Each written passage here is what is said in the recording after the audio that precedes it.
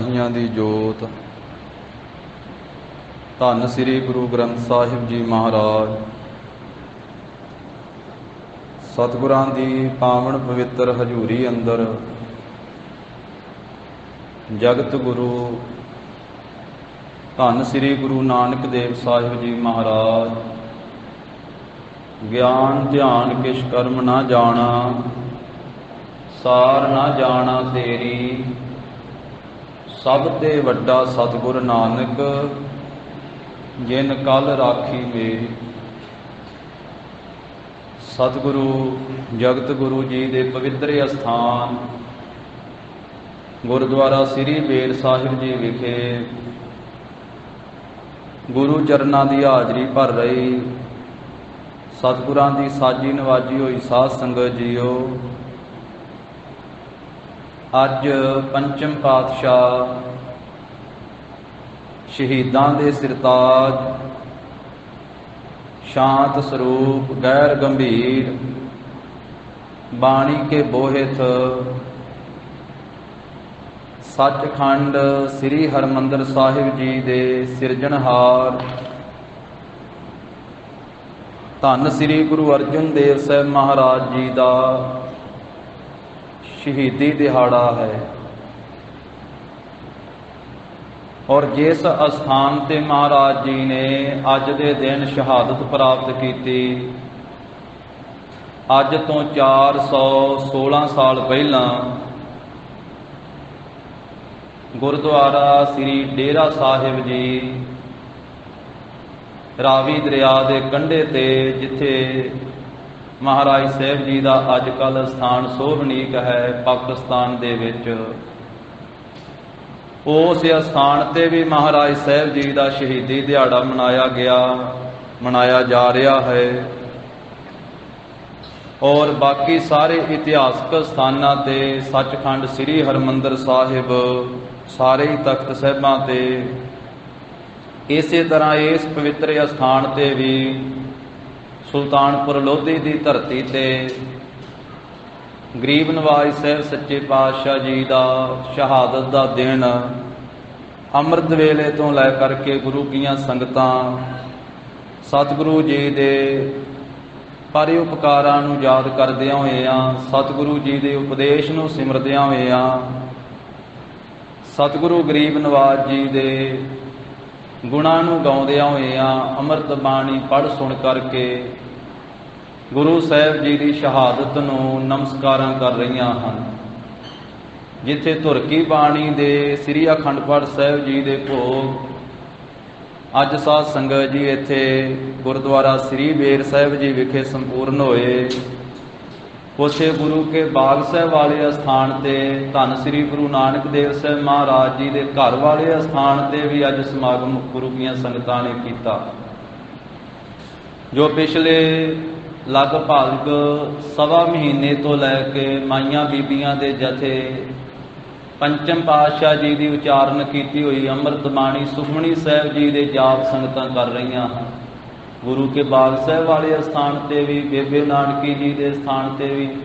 ਇਹ ਤਾਂ ਸੁਲਤਾਨਪੁਰ ਸਾਹਿਬ ਦੀ ਗੱਲ ਹੈ ਸਾਧ ਸੰਗਤ ਜੀ, ਕਿ ਦੇਸ਼ ਵਿੱਚ ਵਿਦੇਸ਼ ਵਿੱਚ ਪਿੰਡਾਂ ਵਿੱਚ ਸ਼ਹਿਰਾਂ ਵਿੱਚ ਸਵਾ ਮਹੀਨੇ ਤੋਂ ਗੁਰੂ ਕੀਆਂ ਸੰਗਤਾਂ ਮਹਾਰਾਜ ਸਾਹਿਬ ਜੀ ਦੀ ਸ਼ਹਾਦਤ ਨੂੰ ਯਾਦ ਕਰਦਿਆਂ ਹੋਇਆਂ ਕੋਈ ਸੁਖਮਣੀ ਸਾਹਿਬ ਜੀ ਦੇ ਪਾਠ ਕਰ ਰਿਹਾ ਹੈ, ਕੋਈ ਆਪਣੀ ਭਾਵਨਾ ਨਾਲ ਜਪਜੀ ਸਾਹਿਬ ਦੇ ਪਾਠ ਕਰ ਰਿਹਾ ਹੈ, ਕੋਈ ਕਿਸੇ ਤਰੀਕੇ ਦੇ ਨਾਲ ਆਪਣੀ ਸ਼ਰਧਾ ਭੇਟ ਕਰ ਰਿਹਾ, ਕੋਈ ਕਿਸੇ ਤਰੀਕੇ ਦੇ ਨਾਲ।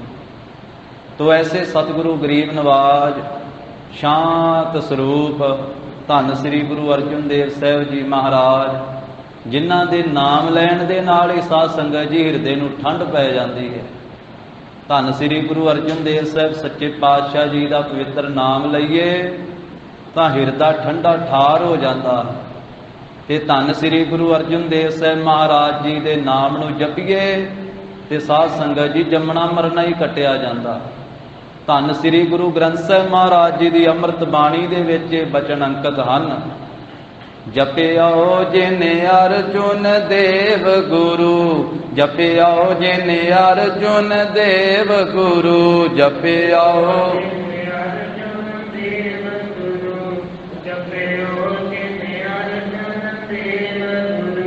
फिर संकट जोन गर्भ न आयो, फिर संकट जोन गर्भ न आयो।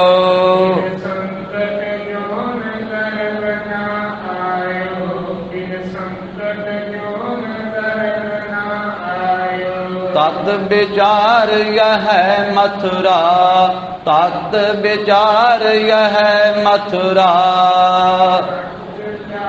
विचार तत विचार यह, तत विचार यह मथुरा, तत विचार यह मथुरा। विचार तत विचार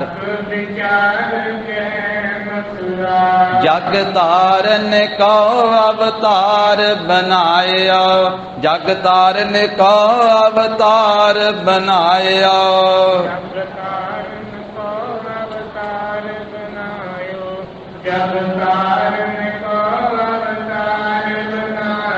जप्यो जिन अर्जुन देव गुरु, जप्यो जिन अर्जुन देव गुरु।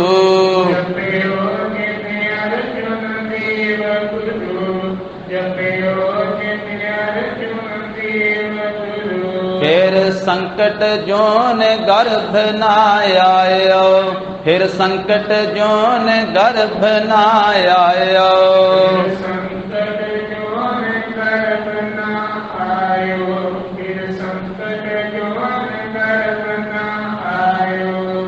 ਜਿਹੜਾ ਧੰਨ ਸ੍ਰੀ ਗੁਰੂ ਅਰਜਨ ਦੇਵ ਸਾਹਿਬ ਮਹਾਰਾਜ ਪੰਚਮ ਪਾਤਸ਼ਾਹ ਜੀ ਨੂੰ ਜਪਦਾ ਹੈ ਨਾ ਸ਼ਰਧਾ ਨਾਲ, ਭਾਵਨਾ ਨਾਲ, ਤੇ ਭੱਟ ਸਾਹਿਬ ਕਹਿੰਦੇ ਵੀ ਉਹ ਫਿਰ ਸੰਕਟ ਵਿੱਚ ਨਹੀਂ ਪੈਂਦਾ, ਉਹ ਗਰਭ ਜੂਨੀਆਂ ਵਿੱਚ ਨਹੀਂ ਆਉਂਦਾ, ਉਹਦਾ ਜੰਮਣਾ ਮਰਨਾ ਹੀ ਕੱਟਿਆ ਜਾਂਦਾ।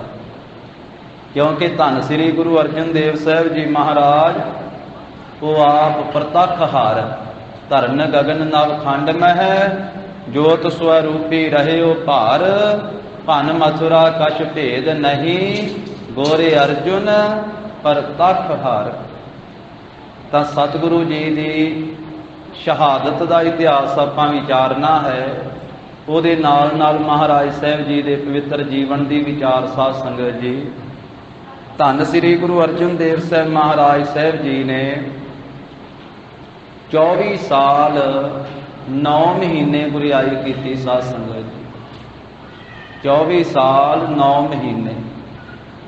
ਭਾਈ ਕਾਹਨ ਸਿੰਘ ਨਾਭਾ ਜੀ ਲਿਖਦੇ ਆ ਕਿ ਪੰਚਮ ਪਾਤਸ਼ਾਹ ਮਹਾਰਾਜ ਸਾਹਿਬ ਜੀ ਦੀ ਸਾਰੀ ਸਰੀਰ ਕਾਰਬਲਾ 43 ਸਾਲ 1 ਮਹੀਨਾ ਤੇ 15 ਦਿਨ ਹੋਈ ਹੈ ਸਾਧ ਸੰਗਤ, ਸਾਰੀ ਸਰੀਰ ਕਾਰਬਲਾ। ਉਹਦੇ ਵਿੱਚੋਂ ਮਹਾਰਾਜ ਸਾਹਿਬ ਜੀ 24 ਸਾਲ ਤੇ 9 ਮਹੀਨੇ ਮਹਾਰਾਜ ਨੇ ਗੁਰਿਆਈ ਕੀਤੀ।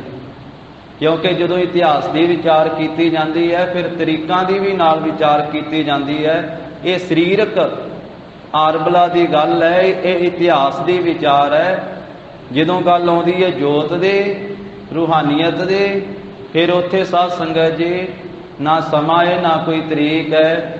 ਉੱਥੇ ਤੇ ਸਤਿਗੁਰ ਮੇਰਾ ਸਦਾ ਸਦਾ ਨਾ ਆਵੇ ਨਾ ਜਾਏ, ਉਹ ਅਬਿਨਾਸੀ ਪੁਰਖ ਹੈ, ਸਭ ਮਹਿ ਰਹਿਆ ਸਮਾਏ। ਧੰਨ ਸ੍ਰੀ ਗੁਰੂ ਅਰਜਨ ਦੇਵ ਸਾਹਿਬ ਮਹਾਰਾਜ ਜੀ ਸ੍ਰੀ ਗੋਇੰਦਵਾਲ ਸਾਹਿਬ ਦੇ ਵਿੱਚ ਪ੍ਰਗਟ ਹੋਏ। ਪਿਤਾ ਧੰਨ ਧੰਨ ਸ੍ਰੀ ਗੁਰੂ ਰਾਮਦਾਸ ਸਾਹਿਬ ਜੀ ਮਹਾਰਾਜ, ਮਾਤਾ ਧੰਨ ਧੰਨ ਮਾਤਾ ਬੀਬੀ ਭਾਨੀ ਜੀ। ਤਿੰਨਾਂ ਦੇ ਗ੍ਰਹਿ ਵਿਖੇ ਬਿਕਰਮੀ ਸੰਮਤ 1620 ਈਸਵੀ ਸਨ 1563 ਨੂੰ ਪੰਚਮ ਪਾਤਸ਼ਾਹ ਜੀ ਦਾ ਪ੍ਰਕਾਸ਼ ਹੋਇਆ ਸ੍ਰੀ ਗੋਇੰਦਵਾਲ ਸਾਹਿਬ ਦੇ ਵਿੱਚ। ਭੱਟ ਸਾਹਿਬਾਨਾਂ ਨੇ ਆਖਿਆ ਪੰਚਮ ਪਾਤਸ਼ਾਹ ਮਹਾਰਾਜ ਆਪ ਜੀ ਨੇ ਤਾਂ ਜਨਮ ਤੋਂ ਹੀ ਬ੍ਰਹਮ ਨੂੰ ਪਛਾਣਿਆ। ਇਹ ਬਚਨ ਵੀ ਭੱਟ ਸਾਹਿਬਾਨ ਨੇ ਉਚਾਰਨ ਕੀਤੇ, ਤੈ ਜਨਮਤ ਗੁਰਮਤ ਬ੍ਰਹਮ ਪਛਾਣਿਓ। ਕਿਉਂਕਿ ਧੰਨ ਸ੍ਰੀ ਗੁਰੂ ਅਰਜਨ ਦੇਵ ਸਾਹਿਬ ਮਹਾਰਾਜ ਜੀ ਦਾ ਪ੍ਰਕਾਸ਼ ਹੀ ਗੁਰੂ ਘਰ ਦੇ ਵਿੱਚ ਹੋਇਆ। ਸ੍ਰੀ ਗੁਰੂ ਅੰਗਦ ਦੇਵ ਸਾਹਿਬ ਜੀ ਮਹਾਰਾਜ 28 ਸਾਲ ਦੀ ਉਮਰ ਦੇ ਵਿੱਚ ਸ੍ਰੀ ਗੁਰੂ ਨਾਨਕ ਦੇਵ ਸਾਹਿਬ ਜੀ ਨੂੰ ਮਿਲੇ ਸਨ। ਧੰਨ ਸ੍ਰੀ ਗੁਰੂ ਅਮਰਦਾਸ ਸਾਹਿਬ ਜੀ ਮਹਾਰਾਜ ਦੂਜੇ ਪਾਤਸ਼ਾਹ ਸ੍ਰੀ ਗੁਰੂ ਅੰਗਦ ਦੇਵ ਸਾਹਿਬ ਮਹਾਰਾਜ ਜੀ ਨੂੰ ਬਿਰਧ ਅਵਸਥਾ ਦੇ ਵਿੱਚ ਆ ਕੇ ਮਿਲੇ ਸਨ ਸਾਧ ਸੰਗਤ। ਤੇ ਚੌਥੇ ਪਾਤਸ਼ਾਹ ਮਹਾਰਾਜ ਜੀ ਦਾ ਮਿਲਾਪ ਵੀ ਕੁਝ ਸਮੇਂ ਬਾਅਦ ਵਿੱਚ ਹੁੰਦਾ ਹੈ ਤੀਜੇ ਪਾਤਸ਼ਾਹ ਦੇ ਨਾਲ। ਪਰ ਪੰਜਵੇਂ ਪਾਤਸ਼ਾਹ ਮਹਾਰਾਜ ਦਾ ਪ੍ਰਕਾਸ਼ ਤਾਂ ਹੋਇਆ ਹੀ ਗੁਰੂ ਸਾਹਿਬ ਜੀ ਦੇ ਘਰ ਦੇ ਵਿੱਚ। ਤੇ ਆਖਿਆ ਤੈ ਜਨਮਤ ਗੁਰਮਤ ਬ੍ਰਹਮ ਪਛਾਣਿਓ। ਬਚਪਨ ਦੇ 11 ਸਾਲ ਨਾਨਾ ਸਤਿਗੁਰੂ ਜੀ ਦੀ ਛਤਰ ਛਾਇਆ ਹੇਠ ਬਤੀਤ ਹੋਏ। ਤੀਜੇ ਪਾਤਸ਼ਾਹ ਧੰਨ ਸ੍ਰੀ ਗੁਰੂ ਅਮਰਦਾਸ ਸਾਹਿਬ ਜੀ ਮਹਾਰਾਜ, ਉਹ ਪੰਚਮ ਪਾਤਸ਼ਾਹ ਜੀ ਦੇ ਪੂਜਨੀਕ ਸਤਿਕਾਰਯੋਗ ਨਾਨਾ ਸਤਿਗੁਰੂ ਜੀ ਹਨ।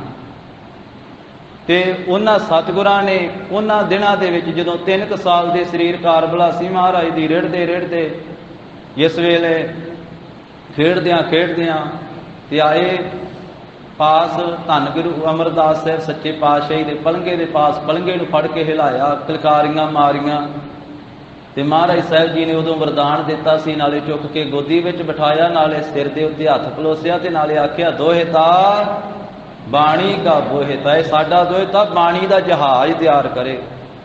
ਇਹ ਬਚਨ ਕਹੇ ਸਾਧ ਸੰਗਤ ਜੀ ਮਹਾਰਾਜ।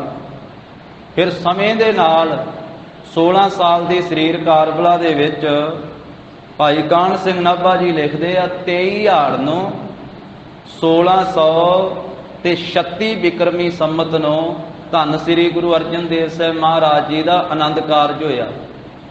16 ਸਾਲ ਦੇ ਸਰੀਰ ਕਾਰਬਲਾ ਦੇ ਵਿੱਚ ਬਾਬਾ ਕ੍ਰਿਸ਼ਨ ਚੰਦ ਜੀ ਦੇ ਸੁਪੁੱਤਰੀ ਧੰਨ ਮਾਤਾ ਗੰਗਾ ਜੀ ਦੇ ਨਾਲ ਮੌ ਸਾਹਿਬ ਨਗਰ ਦੇ ਵਿੱਚ 18 ਸਾਲ ਦੀ ਜਿਸ ਵੇਲੇ ਸਤਿਗੁਰੂ ਪੰਚਮ ਪਾਤਸ਼ਾਹ ਜੀ ਦੀ ਸਰੀਰ ਕਾਰਬਲਾ ਹੋਈ ਤਾਂ 1638 ਬਿਕਰਮੀ ਸੰਮਤ ਨੂੰ ਚੌਥੇ ਪਾਤਸ਼ਾਹ ਧੰਨ ਸ੍ਰੀ ਗੁਰੂ ਰਾਮਦਾਸ ਸਾਹਿਬ ਮਹਾਰਾਜ ਆਪ ਜੀ ਨੂੰ ਗੁਰਤਾ ਗੱਦੀ ਦਾ ਤਖਤ ਬਖਸ਼ਿਆ ਸ੍ਰੀ ਅੰਮ੍ਰਿਤਸਰ ਸਾਹਿਬ ਦੇ ਵਿੱਚ। ਉਦੋਂ ਸ੍ਰੀ ਅੰਮ੍ਰਿਤਸਰ ਸਾਹਿਬ ਦਾ ਨਾਂ ਸੀ ਗੁਰੂ ਕਾ ਚੱਕ, ਤੇ ਆਪ ਜੀ ਨੂੰ ਲਾਹੌਰ ਭੇਜਿਆ ਸੀ ਮਹਾਰਾਜ। ਲੰਮਾ ਇਤਿਹਾਸ ਹੈ। ਧੰਨ ਸ੍ਰੀ ਗੁਰੂ ਰਾਮਦਾਸ ਸਾਹਿਬ ਮਹਾਰਾਜ ਸੱਚੇ ਪਾਤਸ਼ਾਹੀ ਦੇ ਸਤਿਕਾਰਯੋਗ ਤਾਇਆ ਜੀ ਦੇ ਪੁੱਤਰ ਸਨ ਬਾਬਾ ਸੰਹਾਰੀ ਮੱਲ ਜੀ। ਬਾਬਾ ਸੰਹਾਰੀ ਮੱਲ ਜੀ ਦੇ ਬੇਟੇ ਦਾ ਵਿਆਹ ਸੀ ਤਾਂ ਮਹਾਰਾਜ ਸਾਹਿਬ ਜੀ ਨੇ ਉਸ ਮੌਕੇ ਦੇ ਉੱਤੇ ਜਦੋਂ ਵੱਡੇ ਦੋਹਾਂ ਸਾਹਿਬਜ਼ਾਦਿਆਂ ਨੇ ਨਾ ਕਰ ਦਿੱਤੀ ਸੀ, ਫਿਰ ਆਪ ਜੀ ਨੂੰ ਭੇਜਿਆ ਸੀ ਵਿਆਹ ਤੇ ਆਖਿਆ ਸੀ ਪੁੱਤਰ ਵਿਆਹ ਦਾ ਕਾਰਜ ਭੁਗਤਾ ਕੇ ਤੇ ਧਰਮਸ਼ਾਲਾ ਵਿੱਚ ਰਹਿਣਾ, ਜਿੰਨਾ ਚਿਰ ਸੱਦਗੇ ਨਾ ਉਹਨਾਂ ਚਿਰ ਆਉਣਾ ਨਹੀਂ। ਉੱਥੇ ਸੰਗਤਾਂ ਨੂੰ ਸਵੇਰੇ ਸ਼ਾਮ ਨਾਮ ਬਾਣੀ ਦੇ ਨਾਲ ਜੋੜਨਾ। ਆਖਿਆ ਸਤਿਗੁਰੂ ਜੀ ਪਿਤਾ ਜੀ ਆਪ ਜੀ ਤਾਂ ਮੈਨੂੰ ਲਾਹੌਰ ਵਿਆਹ ਵਾਸਤੇ ਭੇਜਦੇ ਰਹੇ ਹੋ ਨਾ, ਵਿਆਹ ਦੇ ਕਾਰਜ ਭੁਗਤਾਉਣ ਵਾਸਤੇ ਆਪਣੇ ਥਾਂ ਤੇ। ਜੇ ਤੁਸੀਂ ਲਾਹੌਰ ਸਿਰ ਦੇਣ ਵਾਸਤੇ ਵੀ ਭੇਜੋ ਤੇ ਮੈਂ ਤਾਂ ਵੀ ਚਲੇ ਜਾਵਾਂ। ਉਦੋਂ ਵਿਆਹ ਦਾ ਕਾਰਜ ਭੁਗਤਾਇਆ ਸੀ ਮਹਾਰਾਜ ਸਾਹਿਬ ਜੀ ਨੇ। ਫਿਰ ਵਿਆਹ ਦਾ ਕਾਰਜ ਭੁਗਤਾ ਕੇ ਤੇ ਧਰਮਸ਼ਾਲਾ ਉਹਦੇ ਵਿੱਚ ਰਹਿ ਕੇ, ਜਿੱਥੇ ਧੰਨ ਗੁਰੂ ਰਾਮਦਾਸ ਸਾਹਿਬ ਮਹਾਰਾਜ ਦਾ ਪ੍ਰਕਾਸ਼ ਹੋਇਆ ਸੀ ਲਾਹੌਰ ਚੂਨਾ ਮੰਡੀ ਵਿੱਚ, ਉਸ ਸਥਾਨ ਨੂੰ ਹੋਰ ਸਾਧ ਸੰਗਤ ਜੀ ਮਹਾਰਾਜ ਸਾਹਿਬ ਜੀ ਨੇ ਉਹਦੀ ਉਸਾਰੀ ਕਰਵਾਈ। ਸਵੇਰੇ ਸ਼ਾਮ ਸੰਗਤਾਂ ਨੂੰ ਉੱਥੇ ਬਾਣੀ ਨਾਲ ਜੋੜਿਆ, ਗੁਰਬਾਣੀ ਦੀ ਕਥਾ ਸੁਣਾਈ, ਗੁਰਬਾਣੀ ਸੁਣਾਈ। 2 ਸਾਲ ਦੇ ਲਗਭਗ ਉੱਥੇ ਮਹਾਰਾਜ ਸਾਹਿਬ ਜੀ ਨੂੰ ਸਮਾਂ ਹੋ ਗਿਆ। ਮਹਾਂਪੁਰਖਾਂ ਨੇ ਜ਼ਿਕਰ ਕੀਤਾ, ਫਿਰ ਉੱਥੋਂ ਚਿੱਠੀਆਂ ਲਿਖੀਆਂ ਤੇ ਫਿਰ ਮਹਾਰਾਜ ਸਾਹਿਬ ਜੀ ਨੇ ਬਾਬਾ ਬੁੱਢਾ ਸਾਹਿਬ ਜੀ ਨੂੰ ਭੇਜ ਕੇ ਆਪ ਜੀ ਨੂੰ ਬੁਲਾਇਆ ਤੇ 18 ਸਾਲ ਦੀ ਆਪ ਜੀ ਦੀ ਸਰੀਰ ਕਾਰਬਲਾ ਸੀ, ਜਿਸ ਵੇਲੇ ਪਿਤਾ ਸਤਿਗੁਰੂ ਜੀ ਨੇ ਆਪ ਜੀ ਨੂੰ ਗੁਰਿਆਈ ਦਾ ਤਖਤ ਦਿੱਤਾ। 18 ਸਾਲ ਦੇ ਸਰੀਰ ਕਾਰਬਲਾ ਵਿੱਚ ਗੁਰਤਾ ਗੱਦੀ ਦੇ ਤਖਤ ਤੇ ਸੋਭਨੀਕ ਹੋ ਕੇ ਆਪ ਜੀ ਨੇ ਫਿਰ 24 ਸਾਲ ਤੇ 9 ਮਹੀਨੇ ਗੁਰਿਆਈ ਕੀਤੀ। ਪਿਤਾ ਸਤਿਗੁਰਾਂ ਦੀ ਆਰੰਭ ਕੀਤੀ ਹੋਈ ਸੇਵਾ, ਸੰਤੋਖਸਰ ਸਾਹਿਬ ਦੀ ਸੇਵਾ, ਸ੍ਰੀ ਅੰਮ੍ਰਿਤਸਰ ਸਰੋਵਰ ਸਾਹਿਬ ਦੀ ਸੇਵਾ, ਦੋਨਾਂ ਹੀ ਸਰੋਵਰ ਸਾਹਿਬਾਂ ਨੂੰ ਪੱਕੀਆਂ ਕਰਵਾਇਆ, ਪੌੜ ਪੱਕੇ ਕਰਵਾਏ, ਪ੍ਰਕਰਮਾਂ ਪੱਕੀਆਂ ਕਰਵਾਈਆਂ।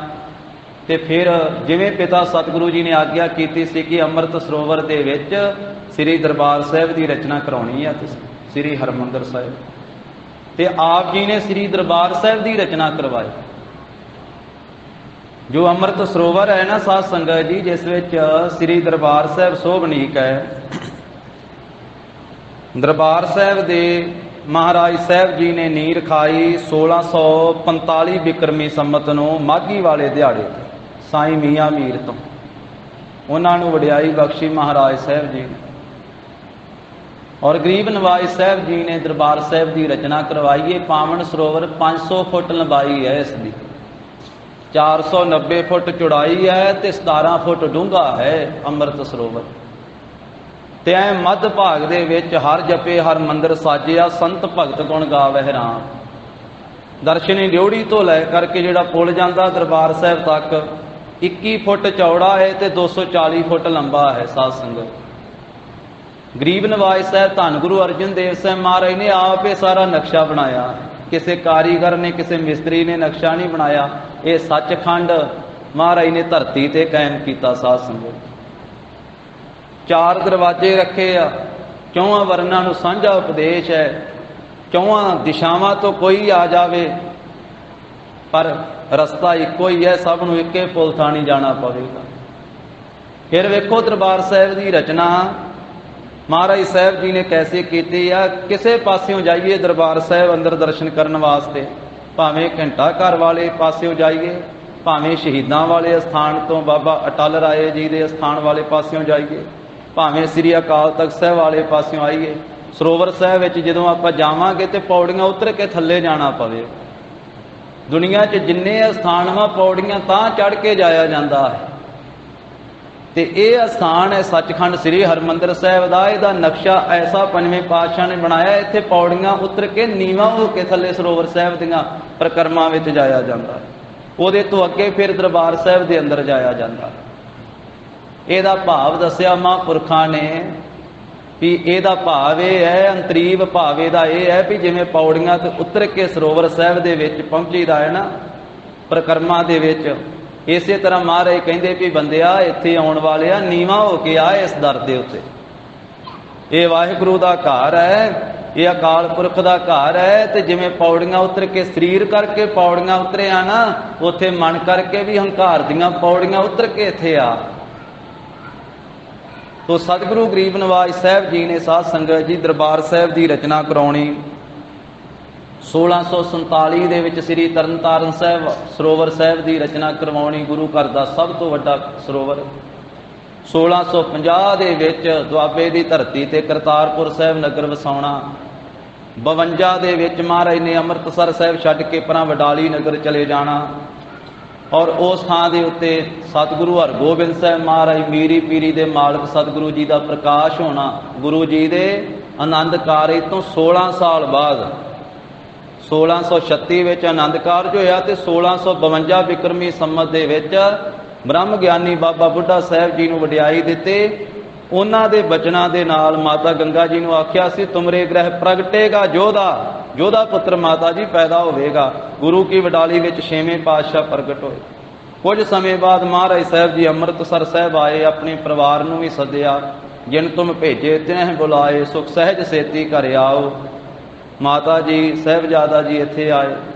फिर गरीब नवाज साहब जी ने श्री रामसर सरोवर की रचना करवाई। उहदे कंढे ते बैठ के भाई गुरदास साहब जी नूं लिखारी ला के श्री गोइंदवाल साहब तो पोथियां पहलां लियांदियां, भाई गुरदास साहब जी नूं लिखारी लाया। सारी बाणी लिखा के जिल्द बना के ते सचखंड श्री हरमंदिर साहब दे विच ये 1659 अंतले दिनां विच बाणी लिखाउणी महाराज ने आरंभ कीती सी। 1660 विक्रमी संमत का सारा साल बाणी लिखाई आ ते 1661 विक्रमी संमत भादरों सुदी एकम वाले दिन ईसवी सन 1604 नूं सचखंड श्री हरमंदिर साहब दे विच पहला प्रकाश करवाया। 98 साल की उम्र ब्रह्म ज्ञानी बाबा बुढ़ा साहब जी दी उन्हां नूं गुरु घर दे पहले ग्रंथी साहब स्थापन किया। और उसे ही मौके ते साध संगत जी उसे साल चंदू दी वाण दे भेजे हुए लागी उहदी पुत्री वास्ते वर लभदे फिरदे सी। उन्हां ने सतगुरु पंचम पातशाही दे साहिबजादे धन श्री गुरु हरगोबिंद साहब महाराज जी 9 साल की उम्र सी उस मौके ते 1604 दे विच गुरु हरगोबिंद साहब महाराज तिन्हां नूं वेख के गए। महाराज नाल बेनती करके रिश्ते की गलबात सांझी की। उन्हां दिनां च छोटी उम्र में ही रिश्ता करते सन।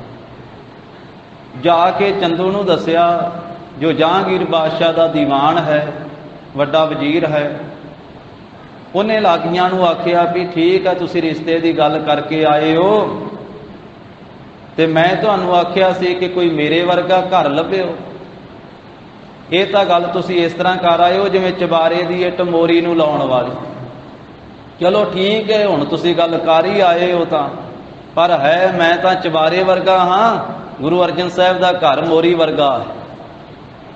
अपने आप नूं चवारा ते गुरु घर नूं एक चवारे च जिवें छोटी जी मोरी हुंदी आ, मोरी दसदा सी हंकारी ਚੰਦੂ ਦੀਵਾਨ।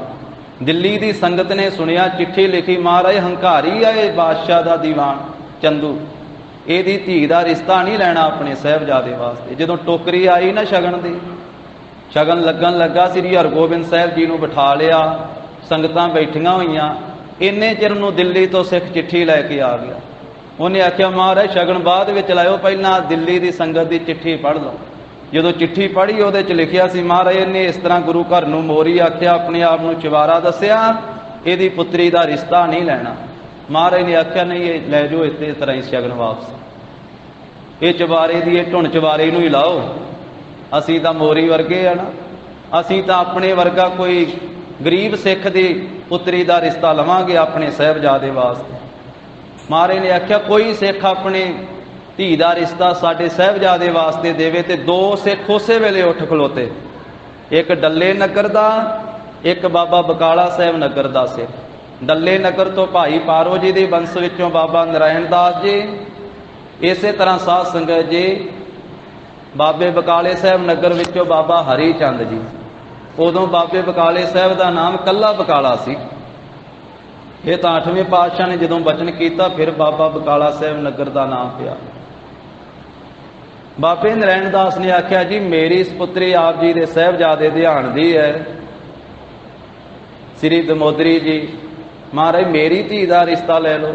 ਮਹਾਰਾਜ ਸਾਹਿਬ ਕਹਿਣ ਲੱਗੇ, ਪ੍ਰਵਾਨ।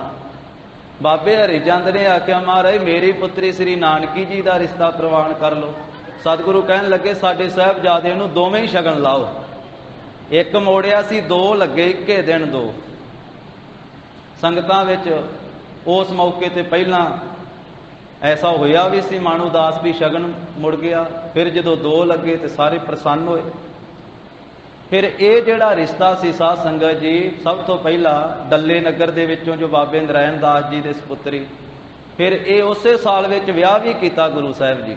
ਆਨੰਦ ਕਾਰਜ ਆਪਣੀ ਮੌਜੂਦਗੀ ਦੇ ਵਿੱਚ ਅੰਮ੍ਰਿਤਸਰ ਸਾਹਿਬ ਤੋਂ ਆਪਣੇ ਸਾਹਿਬਜ਼ਾਦੇ ਸ੍ਰੀ ਹਰਗੋਬਿੰਦ ਸਾਹਿਬ ਜੀ ਦੇ 9 ਸਾਲ ਦੀ ਉਮਰ ਸੀ, ਮਹਾਰਾਜ ਬਰਾਤ ਲੈ ਕੇ ਆਏ, ਸੁਲਤਾਨਪੁਰ ਸਾਹਿਬ ਪਹੁੰਚੇ। ਇੱਥੋਂ ਮਹਾਰਾਜ ਸਾਹਿਬ ਜੀ ਫਿਰ ਅੱਗੇ ਡੱਲੇ ਨਗਰ ਦੇ ਵਿੱਚ ਗਏ ਤੇ ਮਾਤਾ ਦਮੋਦਰੀ ਜੀ ਦੇ ਨਾਲ ਸ੍ਰੀ ਹਰਗੋਬਿੰਦ ਸਾਹਿਬ ਮਹਾਰਾਜ ਜੀ ਦਾ ਆਨੰਦ ਕਾਰਜ ਹੋਇਆ। ਉਸ ਮੌਕੇ ਤੇ ਡੱਲੇ ਦੀ ਸੰਗਤ ਨੇ ਆਖਿਆ, ਮਹਾਰਾਜ ਆਪਣੀ ਬੜੀ ਕਿਰਪਾ ਕੀਤੀ ਹੈ। ਨਾਲੇ ਇਹ ਰਿਸ਼ਤਾ ਐਵੇਂ ਨਹੀਂ ਹੋਇਆ, ਇਹ ਸੰਬੰਧ ਐਵੇਂ ਨਹੀਂ ਬਣਿਆ, ਇਹਦੇ ਪਿਛੋਕੜ ਵਿੱਚ ਵੀ ਬੜਾ ਵੱਡਾ ਇਤਿਹਾਸ। ਇੱਥੋਂ ਦੇ ਜੋ ਭਾਈ ਪਾਰੋ ਜੀ ਬ੍ਰਹਮ ਗਿਆਨੀ ਪਰਮਹੰਸ ਹੋਏ ਨਾ, ਤੀਜੇ ਪਾਤਸ਼ਾਹ ਦੇ ਸੇਵਕ, ਤੀਜੇ ਪਾਤਸ਼ਾਹ ਨੇ ਜਿਨ੍ਹਾਂ ਨੂੰ ਆਖਿਆ ਸੀ, ਭਾਈ ਪਾਰੋ ਅਸੀਂ ਤੈਨੂੰ ਗੁਰਤਾ ਗੱਦੀ ਦੇਣਾ ਚਾਹੁੰਦੇ ਆ। ਤੇ ਉਸ ਸਿੱਖ ਨੇ ਆਖਿਆ ਸੀ, ਮਹਾਰਾਜ ਮੋਕੋ ਸਿੱਖੀ ਹੀ ਭਾਵੈ, ਗੁਰਿਆਈ ਸਤਿਗੁਰੈ ਸੁਹਾਵੈ। ਮਹਾਰਾਜ ਮੈਨੂੰ ਆਪਣਾ ਸਿੱਖ ਹੀ ਬਣਾ ਲਓ। ਕਹਿਣ ਲੱਗੇ, ਫਿਰ ਆਪਣੇ ਨਗਰ ਚੱਲ ਕੇ ਤੂੰ ਸਰੀਰ ਤਿਆਗ ਦੇ, ਆਪਾਂ ਦੋਵੇਂ ਹੀ ਆਪਣੀ ਜੋਤ ਚੌਥੇ ਪਾਤਸ਼ਾਹ ਗੁਰੂ ਰਾਮਦਾਸ ਸਾਹਿਬ ਦੇ ਵਿੱਚ ਪ੍ਰਕਾਸ਼ਮਾਨ ਕਰਾਂਗੇ। ਇਹ ਬਚਨ ਮਹਾਰਾਜ ਨੇ ਕਹਿ ਸੀ। ਤੇ ਭਾਈ ਪਾਰੋ ਜੀ ਨੂੰ ਆਖਿਆ ਸੀ ਕਿ ਤੇਰੇ ਕੁਲ ਦੇ ਵਿੱਚ ਸਾਡੇ ਨਾਲ ਸੰਬੰਧ ਬਣੇਗਾ।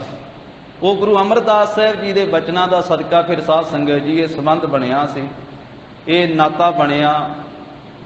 ਤਾਂ ਮਹਾਰਾਜ ਸਾਹਿਬ ਜੀ ਜਦੋਂ ਇੱਥੇ ਇਹ ਆਨੰਦ ਕਾਰਜ ਹੋਇਆ ਤੇ ਡੱਲੇ ਦੀਆਂ ਸੰਗਤਾਂ ਨੇ ਆਖਿਆ ਕਿ ਸਤਿਗੁਰੂ ਜੀ ਆਪ ਜੀ ਇੱਥੇ ਬੜੀ ਕਿਰਪਾ ਕੀਤੀ, ਆਪਣੇ ਸਾਹਿਬਜ਼ਾਦੇ ਨੂੰ ਆਏ ਆਨੰਦ ਕਾਰਜ ਕਰਨ ਵਾਸਤੇ, ਕੋਈ ਇੱਥੇ ਯਾਦਗਾਰ ਕਾਇਮ ਕਰ ਜਾਓ।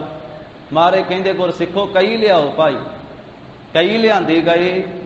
ਗਰੀਬ ਨਵਾਜ ਸਤਿਗੁਰੂ ਜੀ ਨਗਰ ਤੋਂ ਚੜ੍ਹਦੇ ਵਾਲੇ ਪਾਸੇ ਨੂੰ ਜਾ ਕੇ ਆਪਣੇ ਕਰ ਕਮਲਾਂ ਦੇ ਨਾਲ ਟੱਕ ਲਾਇਆ। ਨਾਲ ਬ੍ਰਹਮ ਗਿਆਨੀ ਗੁਰਸਿੱਖ ਆਏ ਹੋਏ ਸੀ ਬਰਾਤ ਵਿੱਚ, ਬਾਬਾ ਬੁੱਢਾ ਸਾਹਿਬ ਜੀ, ਭਾਈ ਗੁਰਦਾਸ ਸਾਹਿਬ ਜੀ, ਭਾਈ ਬਹਿਲੋ ਜੀ, ਭਾਈ ਮੰਝ ਜੀ, ਭਾਈ ਸਾਲੋ ਜੀ ਆਦਿਕ ਸਾਰੇ ਹੀ ਸਿੱਖ ਆਏ ਸਨ। ਭਾਈ ਸਾਲੋ ਜੀ ਦੀ ਜ਼ਿੰਮੇਵਾਰੀ ਲਾਈ ਕਿ ਭਾਈ ਸਾਲੋ ਜੀ ਇੱਥੇ ਬੌਲੀ ਸਾਹਿਬ ਦੀ ਰਚਨਾ ਤੁਸੀਂ ਕਰਵਾਓ। ਬੌਲੀ ਸਾਹਿਬ ਸਥਾਨ ਡੱਲੇ ਨਗਰ ਦੇ ਵਿੱਚ ਸੋਭਨੀਕ ਹੈ। ਅੱਸੂ ਦੀ ਮੱਸਿਆ ਦਾ ਭਾਰੀ ਜੋੜ ਮੇਲਾ, ਸੰਗਤਾਂ ਹਾਜ਼ਰੀ ਭਰਦੀਆਂ। ਇਹ ਧੰਨ ਗੁਰੂ ਅਰਜਨ ਸਾਹਿਬ ਮਹਾਰਾਜ ਨੇ ਇੱਥੇ ਕਿਰਪਾ ਕੀਤੀ। ਔਰ ਚੰਦੂ ਜਿਹੜਾ ਸੀ, ਉਸ ਦਿਨ ਤੋਂ ਜਦੋਂ ਉਹਦਾ ਰਿਸ਼ਤਾ ਮੋੜ ਦਿੱਤਾ, ਉਹ ਗੁਰੂ ਘਰ ਨਾਲ ਈਰਖਾ ਕਰਨ ਲੱਗ ਪਿਆ, ਜਹਾਂਗੀਰ ਬਾਦਸ਼ਾਹ ਦੇ ਕੰਨ ਭਰਨ ਲੱਗ ਪਿਆ। ਤਾਂ ਸਾਧ ਸੰਗਤ ਜੀ ਫਿਰ ਮਹਾਰਾਜ ਸਾਹਿਬ ਜੀ ਨੇ ਇਹ 1604 ਦੇ ਵਿੱਚ ਹੀ ਆਪਣੇ ਸਾਹਿਬਜ਼ਾਦੇ ਦਾ ਆਨੰਦ ਕਾਰਜ ਕੀਤਾ। ਇਸੇ ਸਾਲ ਹੀ ਦਰਬਾਰ ਸਾਹਿਬ 'ਚ ਪਹਿਲਾ ਪ੍ਰਕਾਸ਼ ਕੀਤਾ। ਇਹਦੇ ਤੋਂ 2 ਸਾਲ ਬਾਅਦ ਫਿਰ ਮਹਾਰਾਜ ਸਾਹਿਬ ਜੀ ਦੀ ਸ਼ਹਾਦਤ ਹੋਈ ਆ। 1663 ਬਿਕਰਮੀ ਸੰਮਤ ਤੇ 1606 ਈਸਵੀ ਸਨ, ਜਿਸ ਦਿਨ ਮਹਾਰਾਜ ਦੀ ਸ਼ਹਾਦਤ ਹੋਈ। ਜੋ ਇਤਿਹਾਸ ਵਿੱਚ ਤਰੀਕ ਲਿਖੀ ਹੈ ਨਾ, ਜੇਠ ਸੁਦੀ ਚੌਥ ਵਾਲਾ ਦਿਨ ਸੀ। ਅੱਜ ਜੇਠ ਸੁਦੀ ਚੌਥ ਦਾ ਦਿਨ ਅੱਜ ਵਸਾ ਸੰਗਤ ਜੀ। ਆਪਾਂ ਸਾਰੇ ਜਾਣਦੇ ਵੀ ਮਹਾਰਾਜ ਸਾਹਿਬ ਦਾ ਸ਼ਹੀਦੀ ਦਿਹਾੜਾ। ਮੱਸਿਆ ਤੋਂ ਅਗਲੇ ਦਿਨ ਏਕਮ ਆਰੰਭ ਹੁੰਦੀ ਹੈ, 4 ਦਿਨ ਪਿੱਛੇ ਮੱਸਿਆ ਸੀ, ਇਸ ਕਰਕੇ ਅੱਜ ਜੇਠ ਸੁਦੀ ਚੌਥ ਵਾਲਾ ਦਿਨ ਸੀ। ਦੂਸਰਾ, ਉਸ ਦਿਨ 2 ਹਾੜ ਦਾ ਦਿਨ ਵੀ ਸੀ ਨਾਲ। ਤੀਸਰੀ ਅੰਗਰੇਜ਼ੀ ਤਰੀਕ 30 ਮਈ ਸੀ ਸਾਧ ਸੰਗਤ। ਮਹਾਰਾਜ ਸਾਹਿਬ ਜੀ ਦੀ ਸ਼ਹਾਦਤ ਹੋਈ ਅੱਜ ਤੋਂ 416 ਸਾਲ ਪਹਿਲਾਂ। 43 ਸਾਲ 1 ਮਹੀਨਾ ਤੇ 15 ਦਿਨਾਂ ਦੀ ਸਰੀਰ ਕਾਰਬਲਾ ਦੇ ਵਿੱਚ ਧੰਨ ਸ੍ਰੀ ਗੁਰੂ ਅਰਜਨ ਦੇਵ ਸਾਹਿਬ ਸੱਚੇ ਪਾਤਸ਼ਾਹ ਮਹਾਰਾਜ ਸਾਹਿਬ ਜੀ ਨੇ ਸ਼ਹਾਦਤ ਆਪ ਜੀ ਨੇ ਪ੍ਰਾਪਤ ਕੀਤੀ। ਚੰਦੂ ਗੁਰੂ ਘਰ ਦੇ ਨਾਲ ਈਰਖਾ ਰੱਖਦਾ ਸੀ। ਉਸ ਨੇ ਜਹਾਂਗੀਰ ਬਾਦਸ਼ਾਹ ਦੇ ਕੰਨ ਭਰੇ। ਜਹਾਂਗੀਰ ਬਾਦਸ਼ਾਹ ਦਾ ਪੁੱਤਰ ਅਮੀਰ ਖੁਸਰੋ ਉਹ ਬਾਗੀ ਹੋ ਗਿਆ ਜਹਾਂਗੀਰ ਤੋਂ, ਕਿਉਂਕਿ ਅਕਬਰ ਬਾਦਸ਼ਾਹ ਉਹ ਅਮੀਰ ਖੁਸਰੋ ਨੂੰ ਹੀ ਇਹ ਤਖਤ ਦੇਣਾ ਚਾਹੁੰਦਾ ਸੀ, ਪਰ ਉਹ ਸਫਲ ਨਾ ਹੋ ਸਕਿਆ, ਦੇ ਨਾ ਸਕਿਆ। ਤੇ ਅਮੀਰ ਖੁਸਰੋ ਨੇ ਬਗਾਵਤ ਕੀਤੀ। ਜਹਾਂਗੀਰ ਬਾਦਸ਼ਾਹ ਨੇ ਮਗਰ ਆਪਣੀ ਫੌਜ ਲਾਈ ਤੇ ਇਹ ਖੁਸਰੋ ਜਿਹੜਾ ਸੀ ਆਗਰੇ ਤੋਂ ਚੱਲਦਾ ਹੋਇਆ ਲਾਹੌਰ ਨੂੰ ਜਾ ਰਿਹਾ ਸੀ। ਤੇ ਸ੍ਰੀ ਤਰਨਤਾਰਨ ਸਾਹਿਬ ਗੁਰੂ ਅਰਜਨ ਸਾਹਿਬ ਮਹਾਰਾਜ ਦੇ ਦਰਸ਼ਨ ਕੀਤੇ ਤੇ ਲੰਗਰ ਵਿੱਚ ਬੈਠ ਕੇ ਨੇ ਪ੍ਰਸ਼ਾਦਾ ਛਕਿਆ, ਮਹਾਰਾਜ ਨੂੰ ਨਮਸਕਾਰ ਕੀਤੀ। ਤੋ ਇਸ ਤਰੀਕੇ ਦੇ ਨਾਲ ਇੱਥੋਂ ਅੱਗੇ ਗਿਆ ਤਾਂ ਉਹ ਸਾਧ ਸੰਗਤ ਜੀ ਆਪਾਂ ਸਾਰਾ ਪ੍ਰਸੰਗ ਦੇ ਵਿੱਚ ਪੜ੍ਹਦੇ ਹਾਂ। ਧੰਨ ਸ੍ਰੀ ਗੁਰੂ ਅਰਜਨ ਦੇਵ ਸਾਹਿਬ ਸੱਚੇ ਪਾਤਸ਼ਾਹੀ ਦਾ ਧਿਆਨ ਧਰਦਿਆਂ ਹੋਏ ਆ ਸ਼ਰਧਾ ਭਾਵਨਾ ਸਹਿਤ ਉਚਾਰਨ ਕਰੋ ਜੀ। ਸਤਨਾਮ ਸ੍ਰੀ ਵਾਹਿਗੁਰੂ ਸਾਹਿਬ ਜੀ।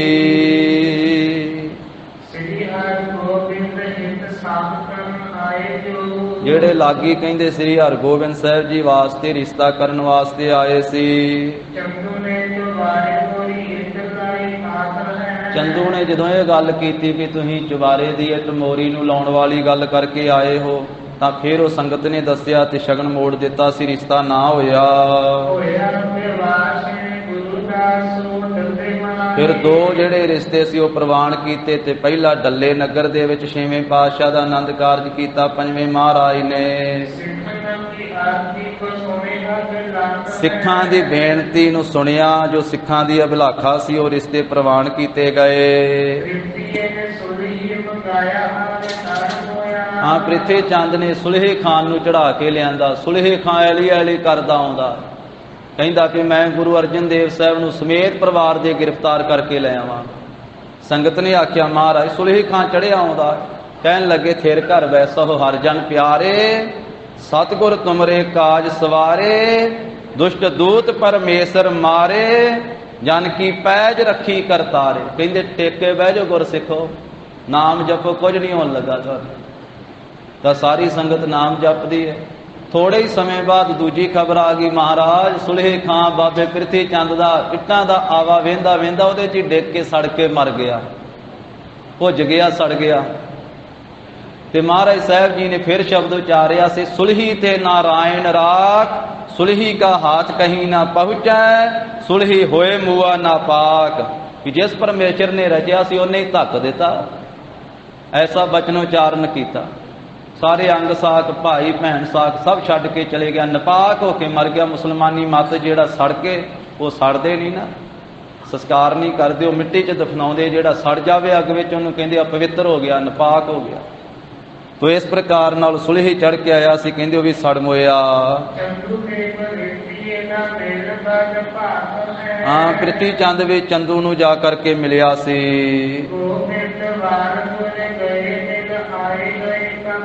ਇਸ ਪ੍ਰਕਾਰ ਸਤਿਗੁਰੂ ਜੀ ਸ੍ਰੀ ਗੋਇੰਦਵਾਲ ਸਾਹਿਬ ਆਏ ਹਨ। ਧੰਨ ਗੁਰੂ ਅਰਜਨ ਦੇਵ ਸਾਹਿਬ ਜੀ ਇਸ ਇਲਾਕੇ ਵਿੱਚ ਕਈਆਂ ਪਿੰਡਾਂ ਵਿੱਚ ਵਿਚਰ ਕੇ ਅਨੇਕਾਂ ਦਾਸਾਂ ਨੂੰ ਮਹਾਰਾਜ ਨੇ ਤਾਰਿਆ।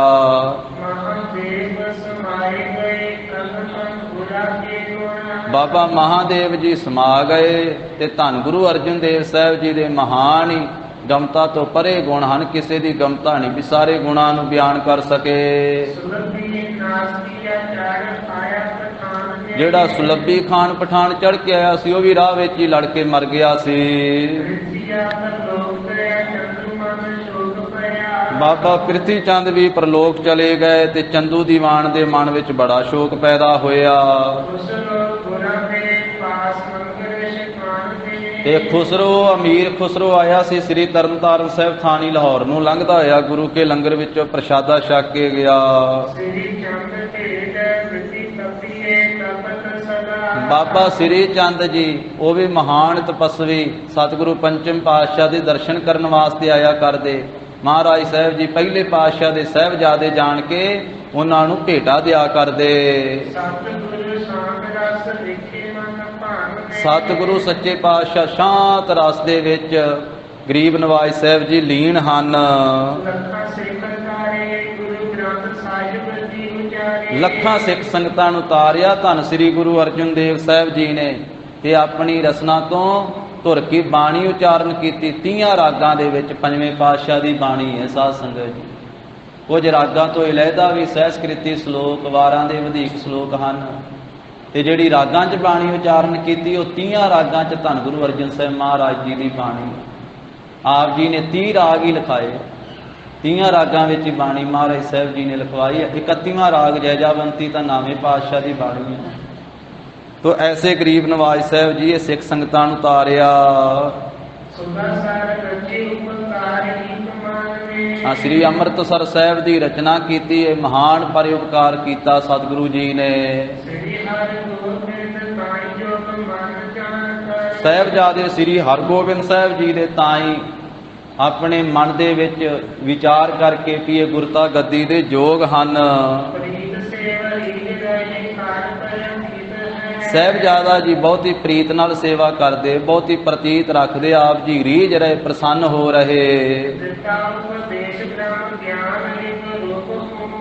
ਤਾਂ ਮਹਾਰਾਜ ਜੀ ਨੇ ਬ੍ਰਹਮ ਗਿਆਨ ਦਾ ਉਪਦੇਸ਼ ਦਿੱਤਾ। ਇੱਕ ਰੂਪ ਕਰ ਲਿਆ ਉਪਦੇਸ਼ ਦੇ ਕੇ।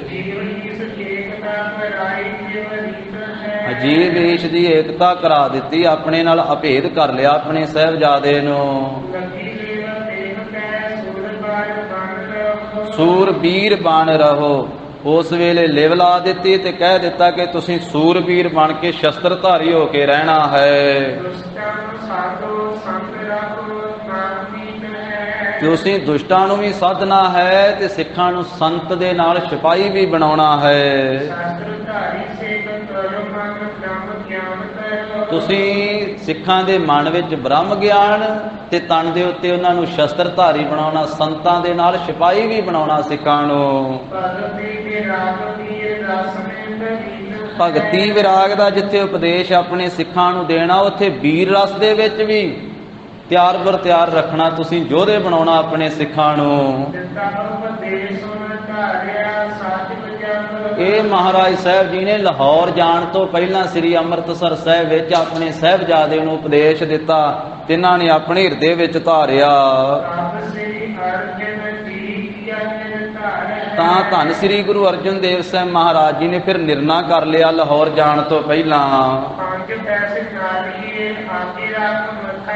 5 ਪੈਸੇ ਨਾਲੀਏਰ ਰੱਖ ਕਰਕੇ ਸ੍ਰੀ ਕੋਠਾ ਸਾਹਿਬ ਵਾਲੇ ਅਸਥਾਨ ਤੇ ਨਾਲ ਬਾਬਾ ਬੁੱਢਾ ਸਾਹਿਬ ਜੀ, ਭਾਈ ਗੁਰਦਾਸ ਸਾਹਿਬ ਜੀ ਨੂੰ ਲਿਆ। ਸਾਰੀ ਸੰਗਤ ਵਿੱਚ ਮਰਿਆਦਾ ਨਹੀਂ ਕੀਤੀ। ਕੋਠਾ ਸਾਹਿਬ ਦੇ ਵਿੱਚ ਸਿਰਫ ਦੋਹਾਂ ਸਿੱਖਾਂ ਨੂੰ ਨਾਲ ਲੈ ਕੇ 5 ਪੈਸੇ ਨਾਲੀਏਰ ਲਾ ਕੇ ਤੇ ਪਰਿਕਰਮਾ ਕਰਕੇ ਤੇ ਮਹਾਰਾਜ ਸਾਹਿਬ ਜੀ ਨੇ ਮੱਥਾ ਟੇਕਿਆ। ਗੁਰਤਾ ਗੱਦੀ ਦਾ ਤਖਤ ਦੇ ਦਿੱਤਾ। 11 ਸਾਲ ਦੀ ਉਮਰ ਸੀ ਸਾਹਿਬਜ਼ਾਦਾ ਜੀ ਦੀ, ਸ੍ਰੀ ਹਰਗੋਬਿੰਦ ਸਾਹਿਬ ਜੀ ਦੀ। ਮਹਾਰਾਜ ਜੀ ਲਾਹੌਰ ਜਾਣ ਤੋਂ ਪਹਿਲਾਂ ਗੁਰਤਾ ਗੱਦੀ ਦੇ ਕੇ ਗਏ ਆਪਣੇ ਸਾਹਿਬਜ਼ਾਦੇ ਨੂੰ। ਤਾਂ ਫਿਰ ਸੰਗਤਾਂ ਦੇ ਵਿੱਚ ਇਹ ਸੁਣਾਇਆ ਹੈ। ਇਹ ਮਹਾਰਾਜ ਨੇ ਬਚਨ ਕੀਤਾ ਸੀ ਬਾਬਾ ਬੁੱਢਾ ਸਾਹਿਬ ਨੂੰ ਕਿ ਤੁਸੀਂ ਬਾਅਦ ਵਿੱਚ ਸਾਰੀ ਮਰਿਆਦਾ ਕਰਨੀ ਹੈ।